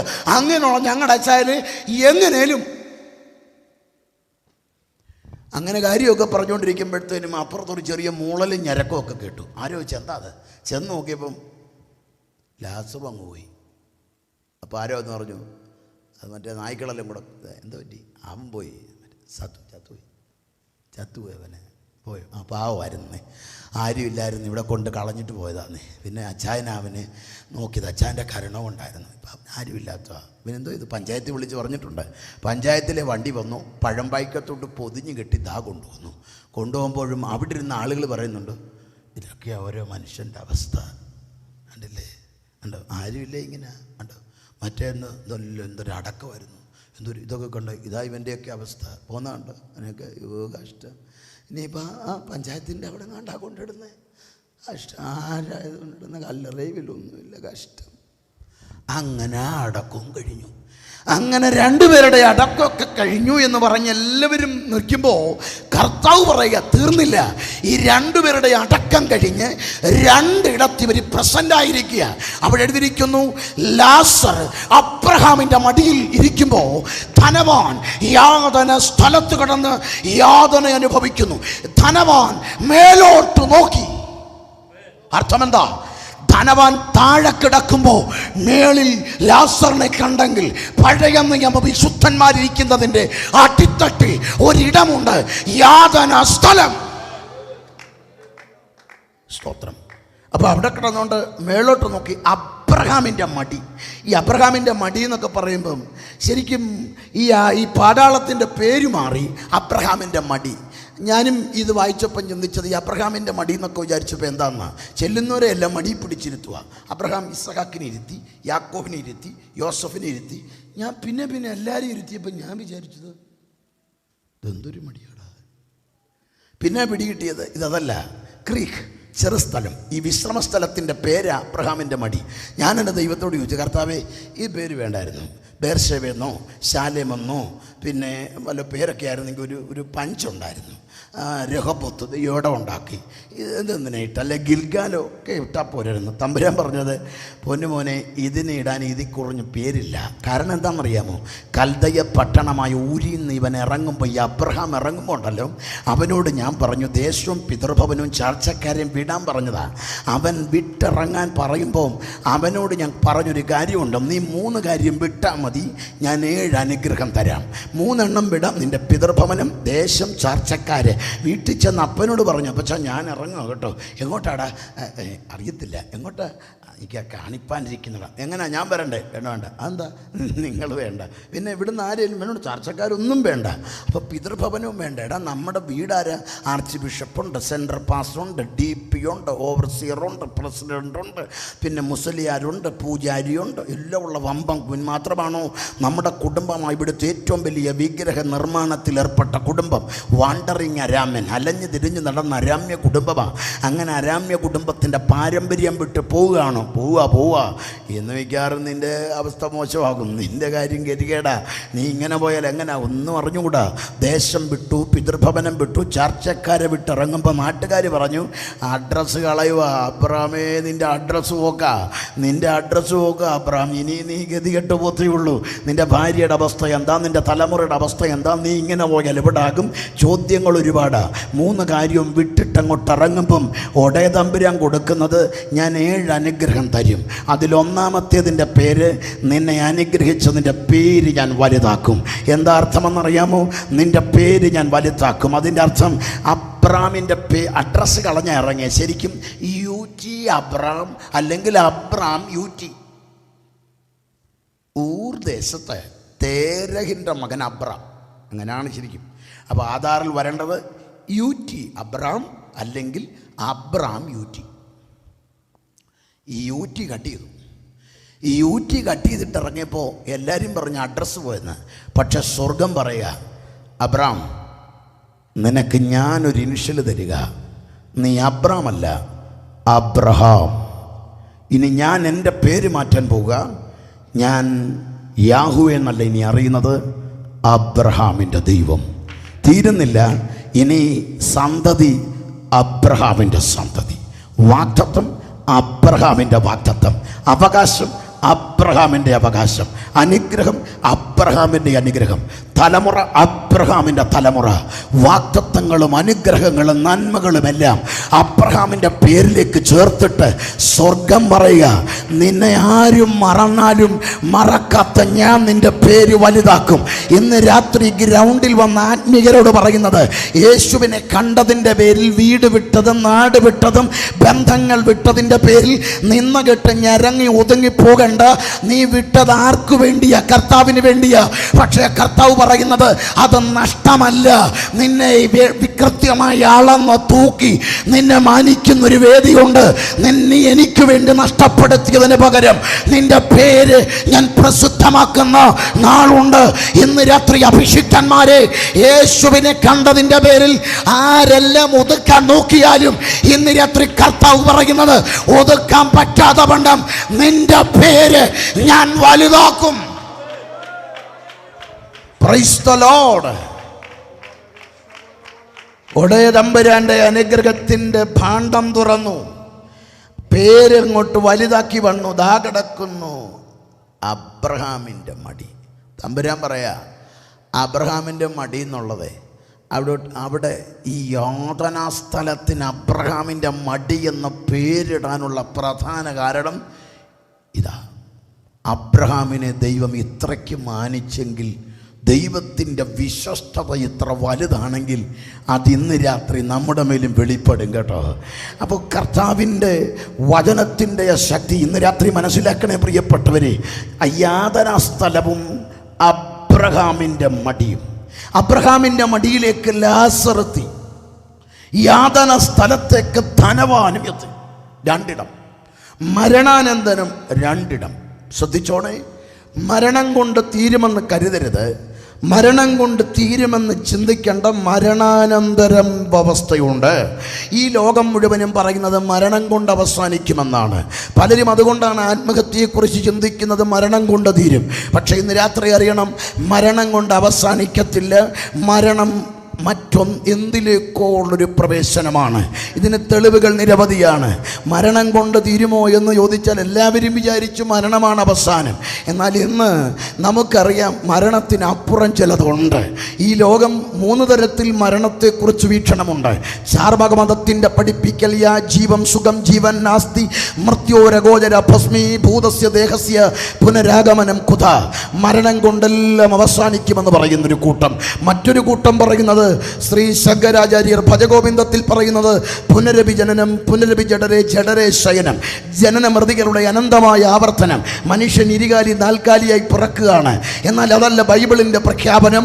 മരണാനന്തരം അനസ്റ്റാസിസ്, വീണ്ടും എഴുന്നേൽപ്പിക്കൽ, ശവം മാന്തിയെടുക്കൽ, ശവക്കുഴി തുറക്കൽ എന്നതാണ് വേദപുസ്തകത്തിൻ്റെ ഭാഷയെങ്കിൽ മരണം കൊണ്ട് തീരുന്നതല്ല ജീവിതമെന്ന് മനസ്സിലാക്കണം.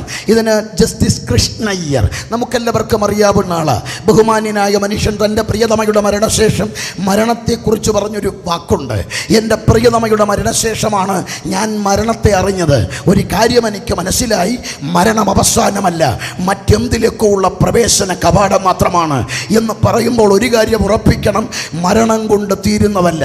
ഇനി നിരവധി ആത്മീയർക്ക് മനസ്സിലാകുന്ന ഭാഷ പറയാം മരണത്തെക്കുറിച്ച്. ഇന്ന് രാത്രി ഒറ്റവാചകത്തിൽ പറഞ്ഞാൽ നമുക്കെല്ലാവർക്കും അറിയാവുന്ന ലോകപ്രസിദ്ധ സുവിശേഷകനാണ് സ്മിത്ത് വിഗിൾസ്വർത്ത്. അദ്ദേഹം മരിച്ചവരെ ഉയർപ്പിക്കുന്ന കരുത്തനായ ദൈവമനുഷ്യനാണ്. തൻ്റെ പ്രിയപ്പെട്ട ഭാര്യയാണ് സിസ്റ്റർ പോളി. ആ സഹോദരി ഒരു പ്രസംഗവേദിയിൽ പറഞ്ഞു, ഞാൻ സ്വർഗത്തോട് വളരെ അടുത്തു. അത് പറയുമ്പോൾ എല്ലാവരും തന്നെ നിരാശപ്പെടുത്തി. പക്ഷേ എന്തു ചെയ്യാം, ആ സഹോദരി മരിച്ചുടനെ തന്നെ സ്മിത്ത് വിഗിൾസ്വർത്ത് എന്ന കരുത്തനായ ദൈവമനുഷ്യൻ തൻ്റെ മേലുള്ള കൃപാവരം ഉപയോഗിച്ചു. യേശുവിൻ നാമത്തിൽ സിസ്റ്റർ പോളി എഴുന്നേൽക്കാൻ പറഞ്ഞു. ആ സഹോദരി എഴുന്നേറ്റിട്ട് ചാടി എഴുന്നേറ്റ് പാസ്റ്റർ സ്മിത്തിനെ വഴക്കു പറയുക. സ്മിത്ത്, നീ എന്താണ് ഈ കാണിച്ചത്? ഞാൻ എൻ്റെ കർത്താവിൻ്റെ മുഖം കണ്ട് സന്തോഷിച്ചു വരുമ്പോഴായിരുന്നല്ലോ നീ എന്നെ തിരിച്ചു വിളിച്ചത്. എന്നെ പറഞ്ഞു വിടണം. താൻ ഉടൻ തന്നെ തിരിച്ചു പ്രാർത്ഥിച്ചു. സിസ്റ്റർ പോളി മരിച്ചു വീണു. ഇത് ഊഹം പറയുകയല്ല, ഗൂഗിൾ ചെയ്താൽ മതി. വീണ്ടും തെളിവുകൾ നിരവധിയുണ്ട് ഈ തലമുറയിൽ തന്നെ. കഴിഞ്ഞ ചില മാസങ്ങൾക്ക് മുൻപ് ന്യൂയോർക്കിലെ പാസ്റ്റർ ഫിന്നി സാമുവൽ WMEയുടെ കൺവെൻഷൻ ഈ പ്രാവശ്യം ഉണ്ടായിരുന്നല്ലോ. പാസ്റ്റർ ഫിന്നി സാമുവൽ, ന്യൂയോർക്ക്, എൻ്റെ ആത്മമിത്രമാണ്. ആ ദൈവമനുഷ്യൻ കഴിഞ്ഞ ചില ആഴ്ചകൾക്ക് മുമ്പ് ഞങ്ങൾ ഒരുമിച്ചായിരുന്നപ്പോൾ അദ്ദേഹത്തിൻ്റെ അനുഭവം പറഞ്ഞു. തൻ്റെ പിതാവ് കഴിഞ്ഞ ചില മാസങ്ങൾക്ക് മുമ്പാണ് നിത്യതയിൽ ചേർക്കപ്പെട്ടത്. ആ പിതാവ് കർത്താവിൻ്റെ ദാസൻ പാസ്റ്റർ ബിനു ഫിലിപ്പ് അവിടെ ഉള്ള സമയത്ത് ഈ അപ്പച്ചൻ പറഞ്ഞു, പാസ്റ്റർ ബിനു ഒന്ന് വരണമെന്ന് പറഞ്ഞു. എന്നിട്ട് പറഞ്ഞു, എനിക്ക് വേണ്ടി ഒന്ന് പ്രാർത്ഥിക്കാനാണ്. പ്രാർത്ഥിക്കാനായിട്ട് നിൽക്കുകയാണ് പാസ്റ്റർ ഫിന്നിയും അപ്പച്ചനും ഈ പാസ്റ്റർ ബിനു. പാസ്റ്റർ ബിനു പ്രാർത്ഥിക്കാൻ തുടങ്ങുമെന്ന് ചോദിച്ചു. ആട്ടെ, എന്താ പ്രാർത്ഥിക്കാൻ പോകുന്നത്? അത് പറഞ്ഞു, അപ്പച്ചൻ്റെ സൗഖ്യത്തിന്. വഴക്ക് പറഞ്ഞു, എന്തായി പറയുന്നത്? ഞാൻ അതിനല്ല ഉപദേശിച്ച് വിളിപ്പിച്ചത്. ദൂതന്മാരിറങ്ങി വരുന്നത് ഞാൻ കണ്ടുകൊണ്ട് നിൽക്കുക. എനിക്കിവിടുന്ന് സന്തോഷത്തോടെ പോകാൻ വേണ്ടി പ്രാർത്ഥിക്കുക. ആ പ്രാർത്ഥന കഴിഞ്ഞ് അടുത്ത ദിവസം പ്രഭാതത്തിൽ അഭിഷിക്തനെ വിളിച്ച് അരികത്തിരുത്തിയിട്ട് പറഞ്ഞു, പ്രാർത്ഥിക്കണ മോനെ എന്ന് പറഞ്ഞിട്ട് ആ മടിയിലൊട്ട് കിടന്നുറങ്ങിപ്പോയി എങ്കിൽ ഒന്നോർക്ക്, കരുത്തരായ അഭിഷിക്തന്മാര് കൃത്യമായി തരുന്നൊരു വെളിപ്പാടുണ്ട്. മരണം അവസാനമല്ല. TPM സഭയുടെ ഉണർവിൽ പ്രയോജനപ്പെട്ട ദൈവമനുഷ്യനാണ് പാസ്റ്റർ PP മാത്യുവും PP എബ്രഹാം. തൻ്റെ PP എബ്രഹാം ക്യാൻസർ രോഗബാധിതനായി കാർത്തികപ്പള്ളി ഹരിപ്പാട് കിടക്കുമ്പോൾ തന്നെ കാണാൻ വേണ്ടി കർത്തദാസൻ PP മാത്യു സൈക്കിൾ ചവിട്ടി ചെല്ലുമ്പോൾ മുറിക്കകത്ത് ഒരുപാട് പേര് കൂടിയിട്ടുണ്ട്. ആ കൂടി നിൽക്കുന്ന ജലത്തിൻ്റെ നടുവിൽ ആ PP മാത്യു എന്ന ദൈവമനുഷ്യൻ തൻ്റെ ജ്യേഷ്ഠനോട് അവിടെ വെച്ച് സംസാരിക്കുകയാണ്. അദ്ദേഹം പറയുന്നു, അച്ചായ ഭിത്തി സൈഡിൽ കിടക്കാതെ ഇങ്ങോട്ടൊന്ന് നീക്കി കിടത്തട്ടെ ഞങ്ങൾ. പെട്ടെന്ന് തൻ്റെ അനുജൻ്റെ നേരെ PP എബ്രഹാം എന്ന ദൈവമനുഷ്യൻ ക്യാൻസർ ബാധിച്ച് മരിക്കാൻ കിടക്കുക. ആ ദൈവമനുഷ്യൻ ദേഷ്യപ്പെട്ടു, നിനക്ക് കാണാൻ വയ്യടാ, ദൂതന്മാരിറങ്ങി നിൽക്കുന്നത്, അവർക്കിരിക്കാൻ സ്ഥലം വേണ്ടേ? ഇത് പറഞ്ഞിട്ട് പുഞ്ചിരിച്ച മുഖത്തോടെ കണ്ണടച്ചു. അന്ന് ആ ദൈവമനുഷ്യൻ അടക്കത്തിന് വേണ്ടി ബോഡി കൊണ്ടുപോകുമ്പോൾ വെള്ളപ്പേപ്പറിലോട്ട് എഴുതി വെക്കുക, ദൂതസംഘമാകവേ എന്നെ എതിരേൽക്കുവാൻ സദാ സന്നദ്ധരായി നിന്നിടുന്നേ എന്ന്. ഇങ്ങനെ എത്രയെത്ര അനുഭവങ്ങൾ ഉള്ളപ്പോൾ ഇന്ന് രാത്രി ശബ്ദപരിധി ശ്രവിക്കുന്ന മിത്രങ്ങളൊന്നറിയണം, മരണം അവസാനമല്ല, മരണത്തിനപ്പുറം ഒരു ജീവിതമുണ്ട്.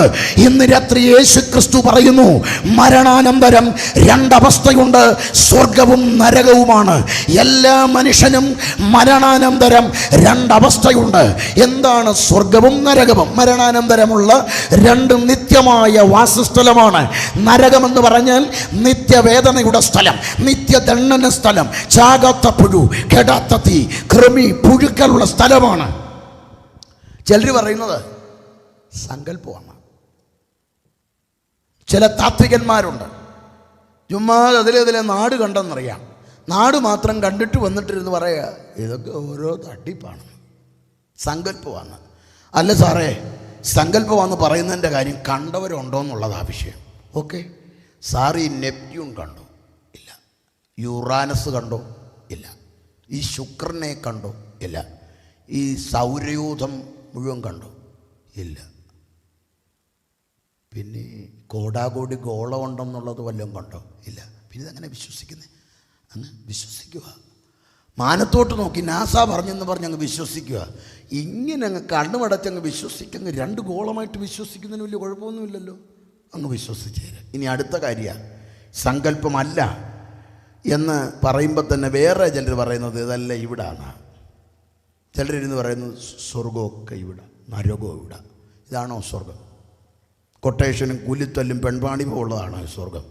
ഇത് സ്വർഗമൊന്നുമല്ല. ഇത് പത്തനാടും മുണ്ടത്താനും ഒക്കെ ഉൾപ്പെടുന്ന കോട്ടയം ജില്ല. വേറെ ചിലർ ഇത് നരകമാണെന്നും പറഞ്ഞിരിക്കുക. അയ്യോ സഹോദരങ്ങൾ, ഇത് നരകമല്ല. നരകത്തിൽ മഴയില്ല, നരകത്തിൽ കൺവെൻഷനില്ല, നരകത്തിൽ ഉപവാസ പ്രാർത്ഥനയില്ല, നരകത്തിൽ ഞങ്ങളില്ല. അതുകൊണ്ട് ഇത് നരകമല്ല.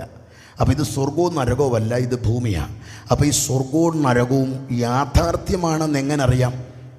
അറിയാം, കാരണം ഉണ്ടാക്കിയ ആളായി പറഞ്ഞു. മത്തായിയുടെ സുവിശേഷത്തിൽ പറയുന്നു, സാത്താനും അവൻ്റെ ദൂതന്മാർക്കും വേണ്ടി ഒരുക്കിയ നിത്യാഗ്നി നരകം ഉണ്ടാക്കി. യേശു പറഞ്ഞു നരകമുണ്ട്. ഉണ്ടാക്കിയ ആൾ പറഞ്ഞു അവിടെ എന്തുണ്ട്?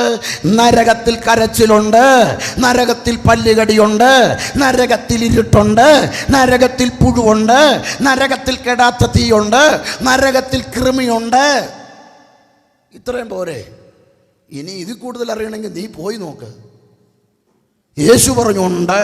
ഇനി അടുത്തത് സ്വർഗമുണ്ട്. എന്തുകൊണ്ട്? യോഹന്നാൻ 3:13 സ്വർഗത്തിൽ നിന്ന് ഇറങ്ങി വന്നവനായി യേശുവല്ലാതെ ആരും സ്വർഗത്തിൽ കയറിയിട്ടില്ല. സ്വർഗത്തിൽ നിന്ന് ഭൂമിയിലേക്ക് ഇറങ്ങി വന്ന ഏകൻ മാത്രം യേശു മാത്രമാണ്. അതുകൊണ്ട് യേശു പറഞ്ഞു, സ്വർഗത്തിൽ നിന്ന് ഞാൻ മാത്രമേ വന്നുള്ളൂ, ഞാൻ മാത്രമേ പോയുള്ളൂ, ഞാൻ മാത്രമേ ഇരിക്കുന്നുള്ളൂ. അതുകൊണ്ട് ഞാനല്ലാതെ സ്വർഗത്തിലേക്ക് വേറെ വഴിയില്ല. അതുകൊണ്ട് ഇന്ന് രാത്രി സ്വർഗത്തിൽ ഇറങ്ങി വന്ന യേശു സ്വർഗമുണ്ടെന്ന് പറഞ്ഞെങ്കിൽ സ്വർഗവും നരകവും യാഥാർത്ഥ്യമാണ്. പോകാൻ എന്ത് ചെയ്യണം? പെട്ടെന്ന് പറയാം, 2-3 മിനിറ്റും ഉണ്ട്. ചിലർ ഇത്രയും പറഞ്ഞപ്പോൾ ചിന്തിക്കുക, പക്ഷെ പോകാൻ എന്ത് ചെയ്യണം? പുണ്യം മതിയോ? പുണ്യം കൊണ്ടൊന്നും പോക്ക് നടക്കുകയില്ല. അതിൻ്റെ കാര്യം എന്താ? ഏറ്റവും വലിയ പുണ്യം ചെയ്ത ആളാണ് ഈ ധനവാൻ. അദ്ദേഹം ചെയ്ത പുണ്യം പോലും നമ്മൾ ചെയ്തില്ല. ആയുസ് മൊത്തം ഒരു വ്രണം ബാധിച്ചവനെ പോറ്റിയിട്ട് അവൻ വേറൊന്നും ചോദിച്ചില്ല. ഇത്തിരി വെള്ളം തരാമോ? വെള്ളം കൊടുത്തില്ല, പിന്നാട്ട കയറ്റുന്നത്. അതുകൊണ്ട് പുണ്യം കൊണ്ട് പോകാമെന്നുള്ള ചിന്തയൊന്നും വേണ്ട, ഇവിടെ വല്ലതും കിട്ടും. അതുകൊണ്ടാണ് വേദപുസ്തകത്തിൽ പറയുന്ന കൊർന്നല്യോസ് എന്ന് പറയുന്ന മനുഷ്യനെക്കുറിച്ച് ദൂതൻ വന്ന് പറയുക, കൊർന്നല്യോസേ നിൻ്റെ ഭക്തി എത്തി സ്വർഗത്തിൽ. അതിൻ്റെ കാര്യം എന്ന് പറഞ്ഞാൽ ഭക്തി എന്ന് പറഞ്ഞാൽ കിടിലം ഭക്തിയാണ്. എന്താണെന്നറിയും, ഈ കൊർന്നല്യോസിൻ്റെ ഒക്കെ ഭക്തി എന്ന് പറഞ്ഞ ഭക്തി എവിടെ ചെന്നാലും പ്രാർത്ഥിക്കും, എവിടെ ചെന്നാലും. ഇനി അവിടെ ചെന്നാലും പ്രാർത്ഥിക്കും, ഇവിടെയും എഴുതി കത്തിക്കും, അവിടെയും ചെന്ന് എല്ലാം നേർച്ച ഇട്ട് നല്ല ഭക്തിയാണ്. മുട്ടയിലൊക്കെ നിന്നാൽ നിപ്പ് കാണണം, ഉരുളുകയാണെങ്കിൽ അതാ ഉരുളിച്ച്, ഭയങ്കര ഭക്തിയാണ്. അല്ലാതെ കണ്ണും മടുപ്പിച്ചിരിക്കുമെന്നല്ല, നല്ല ഭക്തിയാണ്, ഭയങ്കര ബഹുമാനം. ചെരുപ്പൊന്നും ഇടത്തില്ല, അയ്യോ എത്ര വ്രതമൊക്കെ എടുത്താൽ ഭയങ്കര, നോമ്പൊക്കെ എടുക്കുകയാണെങ്കിൽ അതാ ഭക്തി, നല്ല ഭക്തിയാണ് കൊർന്നല്യോസിൻ്റെ ഭക്തി. 2 ധർമ്മം എന്ന് പറഞ്ഞാൽ ഭയങ്കര ധർമ്മം. ആരെ കണ്ടാലും പൈസ കൊടുക്കും, ഭക്ഷണമില്ലാത്തവർക്ക് ഭക്ഷണം കൊടുക്കും, ഓർഫനേജിൽ കൊണ്ടുപോകും, ഓൾഡ് ഏജ് ഹോമിൽ കൊണ്ടുപോകും, വഴിയോ ആരെ കണ്ട് വെറുതെ വിടത്തും. നല്ല നല്ല ധർമ്മമാണ്. പിന്നെ പ്രാർത്ഥനയോ അതിനേക്കാൾ നല്ല പ്രാർത്ഥനയാണ്. പ്രാർത്ഥന എന്നൊക്കെ പറഞ്ഞാൽ അതാ പ്രാർത്ഥന. ഭയങ്കര പ്രാർത്ഥന. കർത്താവിൻ്റെ ദൂതൻ വന്ന് പറഞ്ഞു, കൊർന്നല്യോസേ, നിൻ്റെ ധർമ്മം അവിടെ എത്തി, നിൻ്റെ ഭക്തി എത്തി, പ്രാർത്ഥന എത്തി, നീ മാത്രം എത്തിയിട്ടില്ല. അതാ കാര്യം. ഇപ്പം 3 അവിടെ എത്തിയിട്ടുണ്ട്. ഭക്തി എത്തി, പ്രാർത്ഥന എത്തി, ധർമ്മവും എത്തി, നീ മാത്രം എത്തിയില്ല.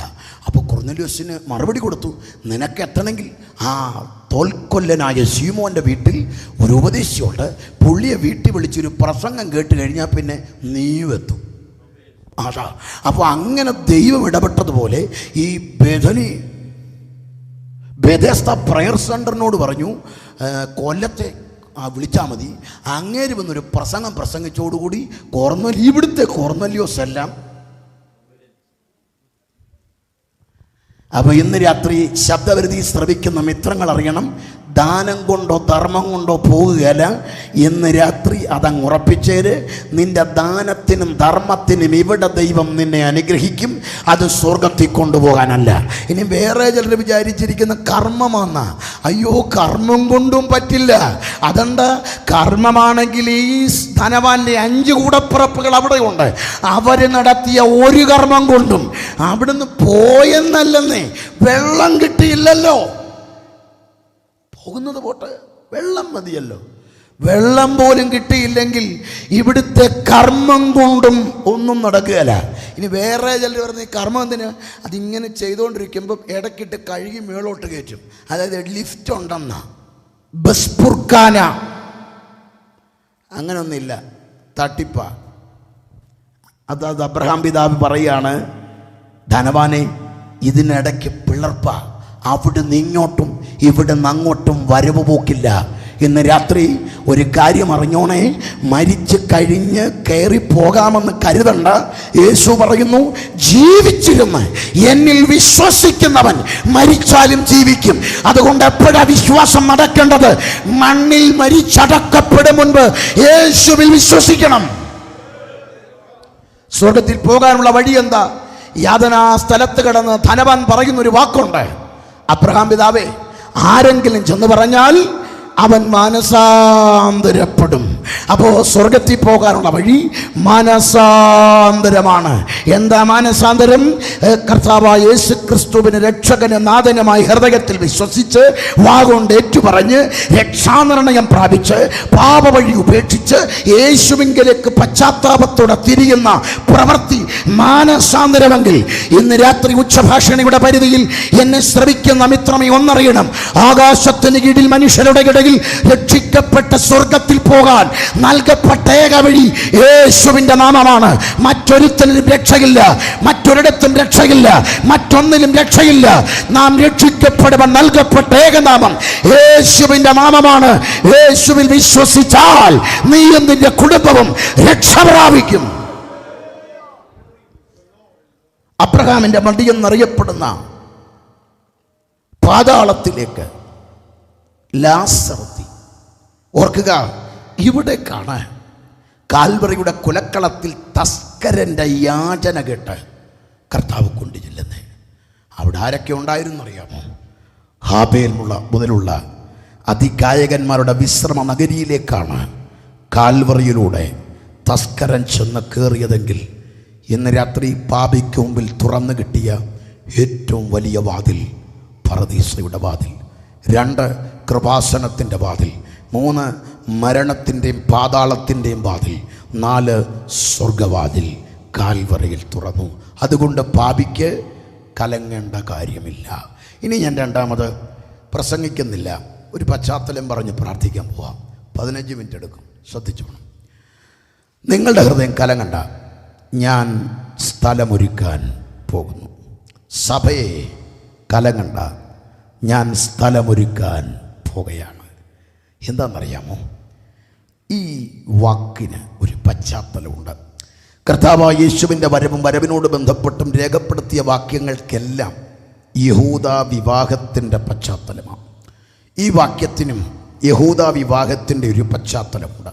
അതായത്, നിങ്ങളുടെ ഹൃദയം കലങ്ങണ്ട, ഞാൻ സ്ഥലമൊരുക്കാൻ പോകുന്നു, ഞാൻ പോകുന്നു, സ്ഥലമൊരുക്കാൻ പോകുന്നു. ഇത് മണവാളനും മണവാട്ടിയും കൂടുള്ള ഒരു സംഭാഷണത്തിൻ്റെ ഭാഗമാണ്. യഹൂദ യുവാവ് വിവാഹപ്രായമായി കഴിയുമ്പോൾ പെൺകുട്ടികളെ അന്വേഷിക്കും. ഇഷ്ടപ്പെട്ട പെൺകുട്ടിയെ കണ്ടു കഴിഞ്ഞാൽ നമ്മുടെ നാടൻ രീതിയിലൊരു അപ്രോച്ചല്ല. പെൺകുട്ടിയെ കണ്ടാൽ പിന്നെ പെട്രോളും കുപ്പിയും കൊണ്ട് അതിൻ്റെ പുറകെ നടന്ന് പേടിപ്പിക്കുകയല്ല. നമ്മളവിടെ ഇവിടുത്തെ ട്രെൻഡ് അങ്ങനെ, കുപ്പിയും കൊണ്ട് ഇപ്പം നിൻ്റെ മേലൊഴിക്കും, അത് മേടിച്ചരണ്ട്. പിന്നെ ആകെ ഒരു ആശ്വാസം കഷായമാണ്. അതുകൊണ്ട് പെട്രോൾ നീ എടുത്താൽ അവൾ കഷായം എടുക്കും. അതുകൊണ്ട് രണ്ട് കൂട്ടരും മര്യാദയായാൽ രക്ഷ. അവിടെ നിൽക്കട്ടെ. യഹൂദൻ്റെ പശ്ചാത്തലത്തിൽ പെൺകുട്ടി ഇഷ്ടപ്പെട്ട് കഴിഞ്ഞാൽ ഈ യുവാവ് പെൺകുട്ടിയുടെ വീട്ടിൽ ചെന്ന് അപ്പനോട് പറയും, എനിക്ക് അങ്ങയുടെ മകളെ ബോധിച്ചു, വിവാഹം കഴിച്ചാൽ കൊള്ളാമെന്നുണ്ട്. അതങ്ങോട്ട് കേൾക്കുന്ന ഉടനെ ആ പെൺകുട്ടിയുടെ അപ്പൻ ചോദിക്കുക, എൻ്റെ മകളെ ഞാൻ നിനക്ക് തരാം, പക്ഷെ നീ എനിക്ക് എന്ത് തരും? എന്താണെന്നറിയാമോ? യഹൂദൻ്റെ സിസ്റ്റം പുരുഷധന സിസ്റ്റമാണ്. പെൺകുട്ടിയെ വില കൊടുത്തു വേണം വാങ്ങാൻ. ഓർത്ത് നോക്കി, അതൊക്കെ ഇവിടെ ആയിരുന്നെങ്കിൽ ചായന്മാരെ ഇതിനേൽ സ്വോത്രമൊക്കെ പറഞ്ഞോണേ, ദൈവമേ അങ്ങനെ ആകാതിരുന്നത് നന്ദി, അങ്ങനെ ആയിരുന്നെങ്കിൽ എന്ത് ചെയ്ത്. ഈ യുവാവ് തൻ്റെ ആസ്തിക്കൊത്തവണ്ണം തൻ്റെ പിതൃസ്വത്തിൽ നിന്നോ അധ്വാനത്തിൽ നിന്നോ പണം വാങ്ങി ഈ പെൺകുട്ടിയുടെ വീട്ടിൽ വന്ന് പിതാവിൻ്റെ കയ്യിലോട്ട് ആ പണം കൊടുക്കും. ഈ പണം പെൺകുട്ടിയുടെ അടിസ്ഥാന വിലയാണ്. അവളെ വില കൊടുത്താണ് വാങ്ങുന്നത്. അവളെ വില കൊടുത്ത് വാങ്ങുമെന്ന് പറഞ്ഞാൽ ഈ യുവാവിൻ്റെ ഏറ്റവും വലിയ നിക്ഷേപം ഈ പെൺകുട്ടിയാണ്. ഈ യുവാവിൻ്റെ ഏറ്റവും വലിയ ഇൻവെസ്റ്റ്മെൻറ്റ് ഈ പെൺകുട്ടിക്ക് വേണ്ടിയാണ്. അതുകൊണ്ട് തന്നെ അവൻ ഏറ്റവും വലിയ നിക്ഷേപം ഈ പെൺകുട്ടിയാണ്. നമ്മുടെ പ്രാണനാഥൻ നമുക്ക് വേണ്ടി ഏറ്റവും വലിയ മുതൽ മുടക്കിയത് തൻ്റെ ജീവനാണ്, അവസാനത്തുള്ളി രക്തം വരെയാണ്. നമുക്ക് ഈ നമ്മുടെ പ്രാണനാഥൻ ഇട്ട വില തൻ്റെ ജീവനാണെങ്കിൽ നമ്മെ നോക്കി പ്രാണനാഥൻ പറയുന്നത്, എനിക്ക് ജീവനേക്കാൾ വലുത് നീയാണ് എന്ന് രാത്രിയ കർത്താവിനെ ഹൃദയത്തിൽ സ്വീകരിക്കാൻ ഭാഗ്യം കിട്ടിയ ദൈവമക്കളെ, ഇന്ന് രാത്രിയ കർത്താവിന് സ്തോത്രം പറയാമോ? ആ പെൺകുട്ടിയുടെ ഭവനത്തിൽ പണം കൊടുത്തു കഴിയുമ്പോൾ ആ പെൺകുട്ടിയെ യുവാവിൻ്റെ അരികിലേക്ക് ആ പിതാവ് കൊണ്ടു നിർത്തും. പെൺകുട്ടിയുടെ വീട്ടിൽ കടന്നു വന്നവരുടെ മുൻപിൽ വെച്ച് യുവാവ് ഒരു ഗ്ലാസ് നിറയെ വീഞ്ഞെടുക്കും. എന്നിട്ട് അദ്ദേഹം ആ വീഞ്ഞ് കുടിക്കും പകുതി. ശേഷം അത് ആ പെൺകുട്ടിക്ക് നേരെ നീട്ടും. അവൾ നമ്ര ശിരസ്കയായി വാങ്ങി അവനെ ഒരു നോട്ടം നോക്കിയിട്ട് അവളും അത് കുടിക്കും. ശേഷം ആ യുവാവ് ആ പെൺകുട്ടിയെ ചേർത്ത് നിർത്തിയിട്ട് ആ വീട്ടിൽ പറയും, ഇതിനാൽ ഇവളെൻ്റെ വിശുദ്ധ, ഇവളെൻ്റെ പതിവ്രത. ഇന്നലെ വരെ എങ്ങനെ ജീവിച്ചവളാകട്ടെ, എങ്ങനെ കടന്നുപോയവളാകട്ടെ, എൻ്റെ പാനപാത്രത്തിൻ്റെ ഓഹരിക്കാരിയായ നിമിഷം മുതൽ ഇവളെനിക്ക് വിശുദ്ധയാണ്. ലോഡ് സപ്പർ, മാസ്, കുർബാന, രാഭോജനം, കർത്തൃമേശ, കർത്താവിൻ്റെ അത്താഴം എന്ന് നമ്മൾ ഈ പറയുന്ന ശുശ്രൂഷ ഇവിടെ ആചരിക്കുമ്പോൾ സ്വർഗം പറയുന്ന വാക്കാണ്, ഇതിനാൽ ഇവളെൻ്റെ വിശുദ്ധ. അത് കഴിഞ്ഞ് 10 ദ്രഹ്മ നൂലിലങ്ങോട്ട് കോർത്തെടുത്തിട്ട് ഈ യുവാവ് ഈ പെൺകുട്ടിയുടെ കയ്യിലോട്ട് കൊടുക്കും. ഈ ദ്രഹ്മ നൂലിൽ കോർത്ത് ഈ പെൺകുട്ടിയുടെ കൈ കൊടുത്തു കഴിഞ്ഞാൽ ഇത് ഇവളുടെ ഐഡൻറ്റിറ്റിയാണ്. എപ്പോൾ വരെ കൈ വേണമെന്നറിയാമോ? മണവറയിൽ ചെന്ന് കയറുമ്പോൾ മണവറയുടെ വാതിൽക്കൽ ചോദിക്കും, ദ്രഹ്മ എവിടെ? അവിടെ ചെല്ലുമ്പോൾ അന്നേരം അവിടെ കിടന്ന് തത്തിക്കളിക്കരുത്. മമ്മി ദ്രഹ്മ തന്നായിരുന്നു, തന്നില്ലേ? എത്രയായിരുന്നു? 7,000, 2,000? ആണോ? എത്ര? അവർ ചോദിക്കും, എത്ര ഉണ്ട്? 3. അവിടെ എല്ലാവരും പറയും, ഇതിനെ കൊള്ളുകയില്ല, അവിശ്വസ്തയാണ്. പിന്നെ അവിടെ ജീവിതകാലം മുഴുവനും അവിശ്വസ്ത എന്ന ലേബലിൽ അവിടെ ജീവിക്കേണ്ടത്. അതുകൊണ്ടാണ് കർത്താവ് ഉപമ പറഞ്ഞപ്പോൾ പറഞ്ഞു, ദ്രഹ്മ നഷ്ടപ്പെട്ട പെൺകുട്ടി വിളക്ക് കത്തിച്ച് വീട് മുഴുവൻ അടിച്ചു വാരി കണ്ടുപിടിച്ചു. സന്തോഷം. കാരണം ആയുസ് മൊത്തം വരുന്ന മാറുന്ന ഒരു സംഭവമാണ് നടന്നത്. ഇന്ന് രാത്രി ഓർക്കണം, കർത്താവ് തന്നെ ഏൽപ്പിച്ച താലന്തുണ്ട്. മണവാളൻ വരുന്ന മണവറയിലുണ്ടല്ലോ, അതെല്ലാം തിരിച്ചു ചോദിക്കും. 5 കിട്ടിയവനോട് 5 ചോദിക്കും, 2 കിട്ടിയവനോട് 2 ചോദിക്കും, 1 കിട്ടിയവനോട് 1 ചോദിക്കും. വ്യക്തിയെ നോക്കരുത്, സമൂഹത്തെ നോക്കരുത്, സഭ പാസ്റ്റയെ നോക്കരുത്, ഉപദേശിയെ നോക്കരുത്, വിശ്വാസിയെ നോക്കരുത്, പ്രസ്ഥാനം നോക്കരുത്. വ്യാപാരം ചെയ്തോണം. അവിടെ പ്രാണനാഥൻ ചോദിക്കും, എന്തിയേ? ആ ദ്രമ്യം പിടിച്ച് അവൾ ആ വീട്ടിൽ നിൽക്കുമ്പോൾ അവളുടെ കാതിൽ മണവാളൻ പറയുന്ന വാക്കാണ്, നിന്റെ ഹൃദയം കലങ്ങിപ്പോകരുത്, ഞാൻ പോകുന്നു, സ്ഥലമൊരുക്കാൻ ഞാൻ പോകുകയാ. അവളുടെ ഉള്ള ഒരു പുകച്ചില. കാരണം എന്താണെന്നറിയാമോ? ഇന്നലെ വരെ ജനിച്ചു വളർന്ന വീട്, പിച്ച വെച്ച വീട്, കളിച്ചു വളർന്ന വീട്, രക്തബന്ധങ്ങൾ ഉണ്ടായിരുന്ന വീട്, യുവാവിൻ്റെ ദ്രമ വാങ്ങി പാനപാത്രം ഭുജിച്ചതോടെ ഈ വീട്ടിൽ അന്യായി. ഏറ്റവും പ്രിയപ്പെട്ടവൻ ദാ വീട്ടിൽ നിന്ന് ഇറങ്ങിപ്പോകുകയാ. അവൻ്റെ വരവ് കണ്ട് അവളുടെ കണ്ണ് നനഞ്ഞ് തുളുമ്പി, ഹൃദയം പുകഞ്ഞു നിൽക്കുക. കാരണം അവൻ വരും. പക്ഷേ ഇപ്പോൾ അവൻ ദേ പോവുക. ഈ വീട്ടിലുള്ള പിന്നീട് അവളുടെ ഉറക്കം എങ്ങനെയെന്നറിയാമോ? ഉത്തമഗീതം പറയുന്നുണ്ട്, ഞാൻ ഉറങ്ങുന്നെങ്കിലും എൻ്റെ ഹൃദയം ഉണർന്നിരിക്കും, വാതിൽക്കൽ നിന്ന് മുട്ടുന്ന എൻ്റെ പ്രിയന്റെ സ്വരം. എല്ലാവരും ഉറങ്ങുമ്പോൾ ഉറങ്ങാൻ പറ്റില്ല അവൾക്ക് ചെറിയ ശബ്ദവും ചെറിയ അനക്കവും ഒക്കെ മണവാളനെ കുറിച്ചുള്ള ഓർമ്മയാണ്. ആ ഓർമ്മയിൽ അവൾ ആ മുറിയിൽ ഇങ്ങനെ കിടക്കുന്നത്. അവൾ നേരത്തെ എന്ന് പറഞ്ഞാൽ വീട്ടുകാരൊരു വാഹനം മേടിച്ചാൽ അവളൊരു സെൽഫി ഇടും. എന്തിനും ഒരു സെൽഫി സ്റ്റാറ്റസ് ഉണ്ടായിരുന്നു. ഇപ്പം സ്റ്റാറ്റസ് ഇല്ല. നേരത്തെ വണ്ടി മേടിച്ചാൽ അവർ ന്യൂ വെഹിക്കിൾ, വീടിൻ്റെ എല്ലാത്തിൻ്റെ മുമ്പ് സ്റ്റാറ്റസാണ്. ഇപ്പം സ്റ്റാറ്റസ് ഇല്ല. കാര്യം അവൾ പറയുന്നത്, വണ്ടി മേടിച്ചാൽ നിങ്ങൾക്ക് കൊള്ളാം, വീട് മേടിച്ചാൽ നിങ്ങൾക്ക് കൊള്ളാം, പെയിൻ്റ് അടിച്ചാൽ നിങ്ങൾക്ക് കൊള്ളാം. കാരണം എൻ്റെ മണവാളൻ വരുമ്പോൾ ഞാനിതെല്ലാം കളഞ്ഞിട്ട് പോകണ്ടേ? എൻ്റെ വീട് അവിടെയാ, എൻ്റെ പൗരത്വം അവിടെ, എൻ്റെ മണവാളൻ അവിടെ. അതാണ് എൻ്റെ വീട്. ഇവിടെ ഞാൻ കുറച്ച് നാളെയുള്ളൂ, ഇവിടെ ഞാൻ പരദേശിയ. അതുകൊണ്ട് ആ മുറിക്കകത്ത് ഇങ്ങനെ ഞരങ്ങി. അതുകൊണ്ട് CS ഒപ്പച്ചൻ എഴുതിയത്, കാന്തനെ കാണുവാൻ ആർത്തി വളരുന്നേ. ആ അകത്തങ്ങോട്ട് പുകഞ്ഞു നിൽക്കുക. മണവാട്ടിയുടെ അവസ്ഥ അതാ. ഇനി മണവാളൻ്റെ അവസ്ഥയോ അങ്ങ് പോയിരിക്കുക. എന്തിനാണെന്നറിയാമോ? ഏറ്റവും വിലയുള്ളതിനെ പാർപ്പിക്കാൻ മണവറ ഒരുക്കാൻ പോയതാ. മണവറ ഒരുക്കാൻ പോയ മണവാളൻ്റെ വീട്ടിൽ തൻ്റെ ആസ്തിക്കൊത്തവണ്ണം വീടോ മോടി പിടിപ്പിക്കുന്ന ബംഗ്ലാവോ ഉണ്ടാകും. പണിയെല്ലാം പൂർത്തിയായി കഴിയുമ്പോൾ തോഴ്മക്കാരോട് പറയും, മണവാട്ടിയെ സ്വീകരിക്കാൻ പോകാം. മുൻപിൽ പോകുന്നവൾ വിളിച്ചു പറയും, മണവാളൻ വരുന്നു, എതിരേൽപ്പാൻ ഒരുങ്ങുക. അവരേറ്റുപാടും. അങ്ങനെ ഏറ്റുപാടി പാടി പാടി കൊട്ടും കുരവിയും താളമേളങ്ങളുമായി മണവാളൻ വരിക. പെൺകുട്ടിയുടെ തെരുവിലെത്തുമ്പോൾ ആ തെരുവങ്ങുണരും. ഓരോ വീടും ഉണർന്ന് പെൺകുട്ടിയുടെ മുറിയിൽ വരെ ശബ്ദമെത്തും. മോളെ, മോളെ എഴുന്നേക്ക്, മണവാളം വന്നു, എന്നാ ഇങ്ങോട്ട് വരാൻ പറ. എടി ഇങ്ങോട്ട് വരത്തില്ലെന്ന്, നിന്നെ കൊണ്ടു കൊടുക്കണം. അതങ്ങനെ പിടികിട്ടിയോ? നമ്മുടെ മണമാണിത്. ഇങ്ങോട്ട് വരികല്ലേ, മധ്യാകാശം വരെ വരത്തുള്ളൂ, നമ്മളെ കൊണ്ടു കൊടുക്കുക. അപ്പോൾ എന്താ വീട്ടിൽ നടക്കുന്നറിയാമോ? മണ പറയുന്ന ഈ പെൺകുട്ടി അങ്ങോട്ട് തന്നെ ഒരുങ്ങി മുറിയിന്ന് പുറത്തിറങ്ങുമ്പോൾ വീട്ടിൽ തന്നെ കന്യകമാരുണ്ട്. കന്യകമാർ, വിളക്കേന്തിയ കന്യകമാർ രണ്ട് വശത്തും നിൽക്കും. അതാ കന്യകമാരുടെ ഉപമ. രണ്ടു വശത്തും വിളക്കേന്തിയ കന്യകമാർ, അവരുടെ നടുവിൽ കൂടെ മുഖം മൂടിയ ബ്രൈഡൽ മാർച്ച്, മുഖം മൂടി ഇവൾ മന്ദം മന്ദം നടക്കുക.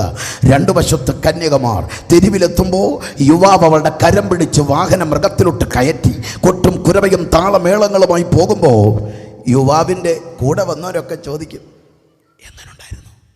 നല്ല ഒരുപാട് വില കൊടുത്തെന്ന് അറിഞ്ഞത്, ഇവൻ ഒരുപാട് കാശ് ചെലവാക്കിയതാ, കൊള്ളാമോ? ആർക്കറിയാം. അങ്ങനെ മണവാളൻ്റെ മണവറയിലെത്തുമ്പോൾ മണവറയുടെ കവാടത്തിൽ ചോദിക്കും, ദ്രഹ്മ എവിടെ? 10 ദ്രഹ്മയും കൊടുക്കുമ്പോൾ ദ്രഹ്മ കൊടുക്കുന്ന ഉടനെ കരഘോഷമാണ്, നല്ലവളും വിശ്വസ്തയുമായ ദാസി. ആ നിമിഷം ദ്രഹ്മ അങ്ങനെ കൊണ്ടുപോകുന്ന എന്തിനാണെന്നറിയാമോ? അടുത്തത് 7 നാൾ വിവാഹമാണ്. ആ 7 നാൾ വിവാഹത്തിൽ ഈ ദ്രഹ്മ മോതിരമായിട്ട് വരും. ആ മോതിരമായിട്ട് ആ ദ്രഹ്മയിട്ട് അവൾ ആ 7 നാളാ വിവാഹം. അതുകൊണ്ട് നമ്മുടെ മണിയറവാസം 7 വർഷമാണ്. 7 നാൾ കയറിപ്പോയതെങ്ങനെ? വീട്ടുകാർ കൊടുത്ത വിലക്കുറവിൻ്റെ വേപ്പർപ്പെട്ട് കൊടുത്ത് കയറ്റിവിട്ടതാ. 7-ാം ദിവസം വരെ എന്താ അവിടെ നടക്കുന്നറിയാമോ? പുറത്ത് ഭോജനശാലയിൽ ഭോജനമായി, ഇഷ്ടം പോലെ ഭക്ഷണം. തോഴ്മക്കാരവിടെയുണ്ട്, ബന്ധുക്കളവിടെയുണ്ട്. അവർക്ക് ഇഷ്ടം പോലെ 7 നാളും അവരവിടെ തന്നെ ഭക്ഷണമുണ്ട്. അതുകൊണ്ട് മണവാളൻ കൂടെ ഉള്ളപ്പോൾ തോഴ്മക്കാർക്ക് ഉപവസിക്കേണ്ട കാര്യമില്ല. കോൺട്രസ്റ്റ് പിടികിട്ടിയോ? അല്ലാതെ നമ്മുടെ സഹോദരങ്ങൾ പറഞ്ഞൊരു ഉപവാസം വേണ്ടെന്നല്ല. ഇതാണ് കോണ്ടസ്റ്റ്. മണവറയിൽ മണവാളന് മണവാട്ടിയും, പുറത്ത് ഭോജനശാലയിൽ ഭോജനം. അങ്ങനെ 7-ാം ദിവസമാകുമ്പോൾ ഉണ്ടല്ലോ, മണവറയുടെ വാതിൽ തുറക്കും. ഈ പെൺകുട്ടി സർവാഭരണ വിഭൂഷിതയായി യുവാവിനോടൊപ്പം ഒരുക്കപ്പെട്ട വേദിയിലേക്ക് വന്നു നിൽക്കുമ്പോൾ ആ യുവാവ് അവളെ അരികത്ത് നിർത്തി മുഖത്തെ വെയിലുയർത്തി പറയും, ഇവളാണ് എൻ്റെ കാന്ത. അപ്പോഴാണ് അവളുടെ മുഖം തുളുമ്പുന്നത്, കണ്ണ് നിറഞ്ഞു തുളുമ്പും, അവളുടെ ഉള്ളം ഇങ്ങും ആഹ്ലാദ ചിത്തയാകും. കാരണം ആ മുറിയിൽ ആ യുവാവിൻ്റെ ബ്രഹ്മവാങ്ങി പാനപാത്രം ഭുജിച്ച നാൾ മുതൽ ഞരങ്ങി ഞെരുങ്ങി ഒറ്റപ്പെട്ട് കഴിഞ്ഞ നാളുകളുണ്ട്. പക്ഷെ അവൾക്ക് വേണ്ടി ഒരുക്കപ്പെട്ട ഒരു വലിയ വേദിയുടെ മുൻപിൽ അവൾ നിൽക്കുമ്പോഴാണ് മനസ്സിലാകുന്നത്, ഇത്ര വലിയ ആദരവ്, ഇത്ര വലിയ മാന്യത, ഇത്ര വലിയ സന്തോഷം. ഇന്ന് രാത്രി സഭ ഞാൻ കാണ്ടയെ നോക്കി പ്രാണനാഥൻ പറയുന്നത്, കലങ്ങണ്ട, സ്ഥലമൊരുക്കാൻ പോകുകയാ. ഞാൻ സ്ഥലമൊരുക്കിയാൽ ഞാൻ പോയതുപോലെ വീണ്ടും വരും. സ്ഥലമൊരുക്കാൻ പോകുന്നു എന്ന് പറഞ്ഞ പ്രാണനാഥൻ AD 30 പോയതാണ്. 1996 കൊല്ലമായി പോയിട്ട് ഒരു കാര്യം ഓർക്കണം, ഈ ഭൂമി ഒറ്റ വാക്കുകൊണ്ട് ചമച്ച ഭൂമി ഇത്ര മനോഹരമാണ്. ഉണ്ടാകട്ടെ എന്ന ഒറ്റ വാക്കുരുവിട്ടപ്പോൾ 17 ഡിഗ്രി സെന്റിഗ്രേഡ് ഈ ഭൂമിയിൽ ആവറേജ് ക്ലൈമറ്റ് വെളിപ്പെടുത്തിക്കൊണ്ട് 23 ഡിഗ്രി ചരിഞ്ഞ് 1500 മൈൽ വേഗത്തിൽ ഈ ഭൂമി കറങ്ങുന്നെങ്കിൽ എൻ്റെ നാഥൻ്റെ ഉണ്ടാകട്ടെ എന്ന ഒറ്റ ശബ്ദമാണെങ്കിൽ ആ ശബ്ദത്തിൻ്റെ മുൻപിൽ അന്റാർട്ടിക്കയും മൂന്നാറും ഊട്ടിയും ഈ തീരദേശവും നന്നായി ചമയ്ക്കപ്പെട്ടെങ്കിൽ ഒരു കാര്യം മനസ്സിലാക്ക്, ആ പ്രാണനാഥൻ 1996 കൊല്ലമായിട്ടും പണി തീർക്കാത്തൊരു വീടുണ്ട്. എൻ്റെ വീടാണ്, അവൾ എനിക്ക് വേണ്ടി ഒരുങ്ങുന്ന വീടാണ്. അവിടെയാണ് ഞാൻ അവനോടുകൂടെ വാഴാൻ പോകുന്നത്. അതാണ് വെളിപ്പാടുകാരൻ പറയുന്നു, വരിക, ഞാൻ കുഞ്ഞാടിൻ്റെ മണവാട്ടിയെ കാണിച്ചു തരാം. അവൻ എന്നെ ഉയർന്നൊരു വൻമലയിലേക്ക് കൊണ്ടുചെന്നു. ഭർത്താവിനെ അലങ്കരിക്കപ്പെട്ട മണവാട്ടിയെ പോലെ പുതിയ യെരൂശലേം എന്ന നഗരം സ്വർഗ്ഗത്തിൽ ഇറങ്ങുന്നത് ഞാൻ കണ്ടു. സ്ഫടിക തങ്ക തുല്യ നിർമ്മിതമാണ്. നഖവർണ്ണ പീതരക്തം ഗോമേതകം മാണിക്യം മരതകം പുഷ്യരാഗം സുഗന്ധി രക്തം അടിത്തറയിട്ട മതിലുകളാൽ പണിയപ്പെട്ട രമ്യഹർമ്മ്യ മന്ദിരമാണ്. ഈ മതിലിൻ്റെ അടിത്തറ 12 വിധ രത്നങ്ങൾ. അകത്തേക്ക് കയറിയപ്പോൾ യോഹന്നാൻ പറയുന്നു, സ്ഫടിക തങ്ക തുല്യ നിർമ്മിതമാണ്. പിന്നീട് പറയാൻ വാക്കില്ല, കാരണം രത്നങ്ങളെല്ലാം മതിലിൻ്റെ അടിയിലാണെങ്കിൽ പിന്നെ തൻ്റെ വാക്കിതാണ്, ഉണ്ട് ഇല്ല, ഉണ്ട് ഇല്ല, കാണാനില്ല, കാണാനില്ല. എന്താ? കുഞ്ഞാടാണ് വിളക്ക്. രാത്രി അവിടെയില്ല, കണ്ണുനിരവിടെയില്ല, ദുഃഖം അവിടെയില്ല, മുറവിളി അവിടെയില്ല. നമ്മളെങ്ങനെ രാജാവിനെ പോലെ അവൻ്റെ മുഖം കണ്ട് ആരാധിക്കുന്ന ഭാഗ്യകരമായ തീരം. ഇന്ന് രാത്രി ആ വീടിൻ്റെ പണി തീരുന്നതിൻ്റെ അന്ന് പ്രാണനാഥൻ വരുമെങ്കിൽ ഇന്ന് രാത്രി അവിടെയാ മാന്യത. ആ പ്രത്യാശയുള്ളവരൊന്ന് എഴുന്നേറ്റാട്ടെ, എല്ലാ കണ്ണുകളും അടയട്ടെ, എല്ലാ കണ്ണുകളും അടയട്ടെ. ഈ രാത്രിയിൽ പ്രാണനാഥൻ്റെ വരവെടുത്തു കേട്ടോ. ലോക സംഭവങ്ങളും രാഷ്ട്രീയ തീരുമാനങ്ങളും പ്രാണനാഥൻ്റെ വരവിനെ വിളിച്ചറിയിക്കുന്നെങ്കിൽ ഇന്ന് രാത്രി ദൈവകൃപ പ്രാപിച്ച ആത്മീയൻ്റെ അകത്ത് ആഴത്തിൽ വേരുറയ്ക്കേണ്ട വെളിപ്പാടായത്. നമ്മളിനി അധിക നാളിവിടെയില്ല, നമ്മളിനി അധിക നാളിവിടെയില്ല. വീടൊരുക്കാൻ പോയ പ്രാണനാഥൻ വരാൻ പോകുകയാണ്. അവിടാണ് മാന്യത, അവിടെയാണ് ആദരവ്, അവിടെയാണ് നിത്യസന്തോഷം, നിത്യസമാധാനം. ആ വീട് നമ്മുടെ പേരിൽ ഒരുങ്ങുകയാണ്. അവിടുത്തെ ഹൈലൈറ്റായി മാറാൻ പോകുന്നത് ഞാനും നിങ്ങളുമാണ്. എത്ര പേർക്ക് അസന്തോഷമുണ്ട്. കർത്താവിൻ്റെ ദാസന്മാരായ സാൻഫോർഡ് എഫ് ബെനറ്റും JP വെബ്സ്റ്ററും ഒരുപാട് വേദികളിൽ കർത്താവിനെ പാടിയവരാണ്. കർത്താവിൻ്റെ വേലയിൽ വ്യാപൃതരായ ദൈവഭക്തന്മാർ അർഹിച്ച മാന്യതയോ പരിഗണനയോ പലയിടത്തും ലഭിക്കാതായി ഒരു മുറിക്കകത്ത് ഞരങ്ങി പരസ്പരം ധൈര്യപ്പെടുത്തുകയാ. ലോകം നമ്മെ മാനിച്ചില്ലെങ്കിലും അർഹിച്ച ആദരവ് തന്നില്ലെങ്കിലും വീടൊരുക്കി കാത്തിരിക്കുന്നൊരു പിതാവുണ്ട്. നമ്മുടെ മാന്യത അവിടെയാണ്. രണ്ടുപേരുടെയും കണ്ണും നിറഞ്ഞു തുളുമ്പി ആ വീടൊരുക്കി കാത്തിരിക്കുന്ന പ്രാണനാഥൻ്റെ സ്നേഹവും കരുതലും അവിടെ അനുഭവിക്കുമെന്ന ഓർമ്മയിൽ സാൻഫോർഡ് ഓഫ് ബെനറ്റ് 16 വരി എഴുതി വയലിൻ വായനക്കാരനായ JP വെബ്സ്റ്ററിൻ്റെ കയ്യിലോട്ട് കൊടുത്തു. അദ്ദേഹം അത് മനോഹരമായി ചിട്ടപ്പെടുത്തി. ശോഭയുള്ളൊരു നാടുണ്ടത് കാണാമേ ദൂരവിശ്വാസത്താൽ. ആ ഗാനമായിരുന്നു. അതിൽ വേഗം നാം ചേർന്നിടും ഭംഗിയേറിയ തീരത്തിൽ. ആ പ്രത്യാശയുടെ ആ ഈരടി നമുക്കൊരുമിച്ച് ഒന്ന് ചേർന്ന് പാടാം. വേഗം നാം ചേർന്നിടും ഭംഗിയേറിയ ആ തീരത്ത്. വേഗം നാം എല്ലാ അധരങ്ങളും തുറന്ന് ചേർന്നിടും ഒരു വലിയ പ്രത്യാശയോടെ ഭംഗിയേറിയ ആ തീരത്ത്. ഒരിക്കൽ കൂടെ വേഗം നാം ചേർന്നിടും ഭംഗിയേറിയ ആ തീരത്ത്. വേഗം ചേർന്നിടും ഭംഗിയേറിയ ആ തീരത്ത്. ഇന്ന് രാത്രിയിൽ ഈ ഗ്രൗണ്ടിൽ പരിശുദ്ധാത്മാവ് വ്യക്തമായി ഇടപെടുന്ന സന്ദേശം ഇതാണ്. നിത്യതയുടെ ആഴത്തിലുള്ളൊരു വെളിപ്പാട് ചിലരുടെ അകത്തേക്ക് ഇറങ്ങുന്നുണ്ട്. മരണം കൊണ്ട് അവസാനിക്കുന്നതല്ല ക്രിസ്തീയ ജീവിതം. മരണത്തിനപ്പുറം ശോഭയുള്ളൊരു നാടുണ്ട്. അവിടെയാണ് മാന്യതയും ആദരവും. അഭിഷിക്ത കൂട്ടമേ, വിശുദ്ധരെ, ആത്മികരെ, മറുകര കണ്ടുവേണം ജീവിക്കാൻ കേട്ടോ. അവിടേക്ക് നമ്മെ ചേർക്കാൻ നമ്മുടെ പ്രാണനാഥൻ വരാൻ പോകുകയാണ്. ഇന്ന് രാത്രി ചില നിരാശകൾ മാറുന്ന രാത്രിയാണ്. ചില വേദനകൾ ഇന്ന് രാത്രി മാറുന്നുണ്ട്. ഇന്ന് രാത്രിയിൽ ചില രോഗികൾ ഇതിൻ്റെ നടുവിൽ സൗഖ്യമാകുന്നുണ്ട്. ഇന്ന് രാത്രിയിൽ എനിക്ക് വേണ്ടി ഒന്ന് പ്രാർത്ഥിക്കണം പാസ്റ്റർ, എനിക്കൊരു സമാധാനം, ഒരു വിടുതൽ വേണം എന്നാഗ്രഹമുള്ളവർ ഇന്ന് രാത്രി നിങ്ങളുടെ കരം ഉയർത്തുക. ഒരു സുവിശേഷം പ്രസംഗിക്കപ്പെട്ടിടത്തെല്ലാം സൗഖ്യമുണ്ടായിട്ടുണ്ട്. ഇന്ന് രാത്രി ഒരു വിടുതൽ വേണമെന്ന് ആഗ്രഹിക്കുന്നവർ ആ കരം ഉയർത്തിപ്പിടിക്കുക. ഇന്ന് രാത്രി എനിക്കൊരു സൗഖ്യം വേണമെന്ന് ആഗ്രഹമുള്ളവർ യേശുവിൻ്റെ നാമത്തിൽ അക്കരങ്ങളുടെ മേൽ ഇന്ന് രാത്രി ദൈവത്തിൻ്റെ കരമിറങ്ങി വരട്ടെ. ഒരു വലിയ സൗഖ്യം ഈ ജനത്തെ തൊടട്ടെ. നിരാശകൾ ഈ രാത്രി മാറിപ്പോകട്ടെ. നിത്യതയുടെ ഖനീഭവിച്ച ഒരു അന്തരീക്ഷത്തിലേക്ക് ഇന്ന് രാത്രി ജനം മാറട്ടെ. നിരാശകൾ മാറിപ്പോകട്ടെ. അന്ധകാര മണ്ഡലങ്ങൾ ഇന്ന് രാത്രി അഴിയപ്പെടട്ടെ. കുടുംബ തകർച്ചകൾ മാറട്ടെ. അസമാധാനങ്ങൾ മാറട്ടെ.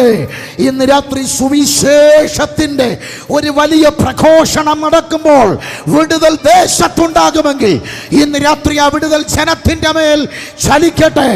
സമാധാനമുണ്ടാകട്ടെ. കലക്കങ്ങൾ മാറട്ടെ. സന്തോഷം നിറയട്ടെ. യേശുവിൻ നാമത്തിൽ ഇടർച്ചകൾ മാറ്റട്ടെ.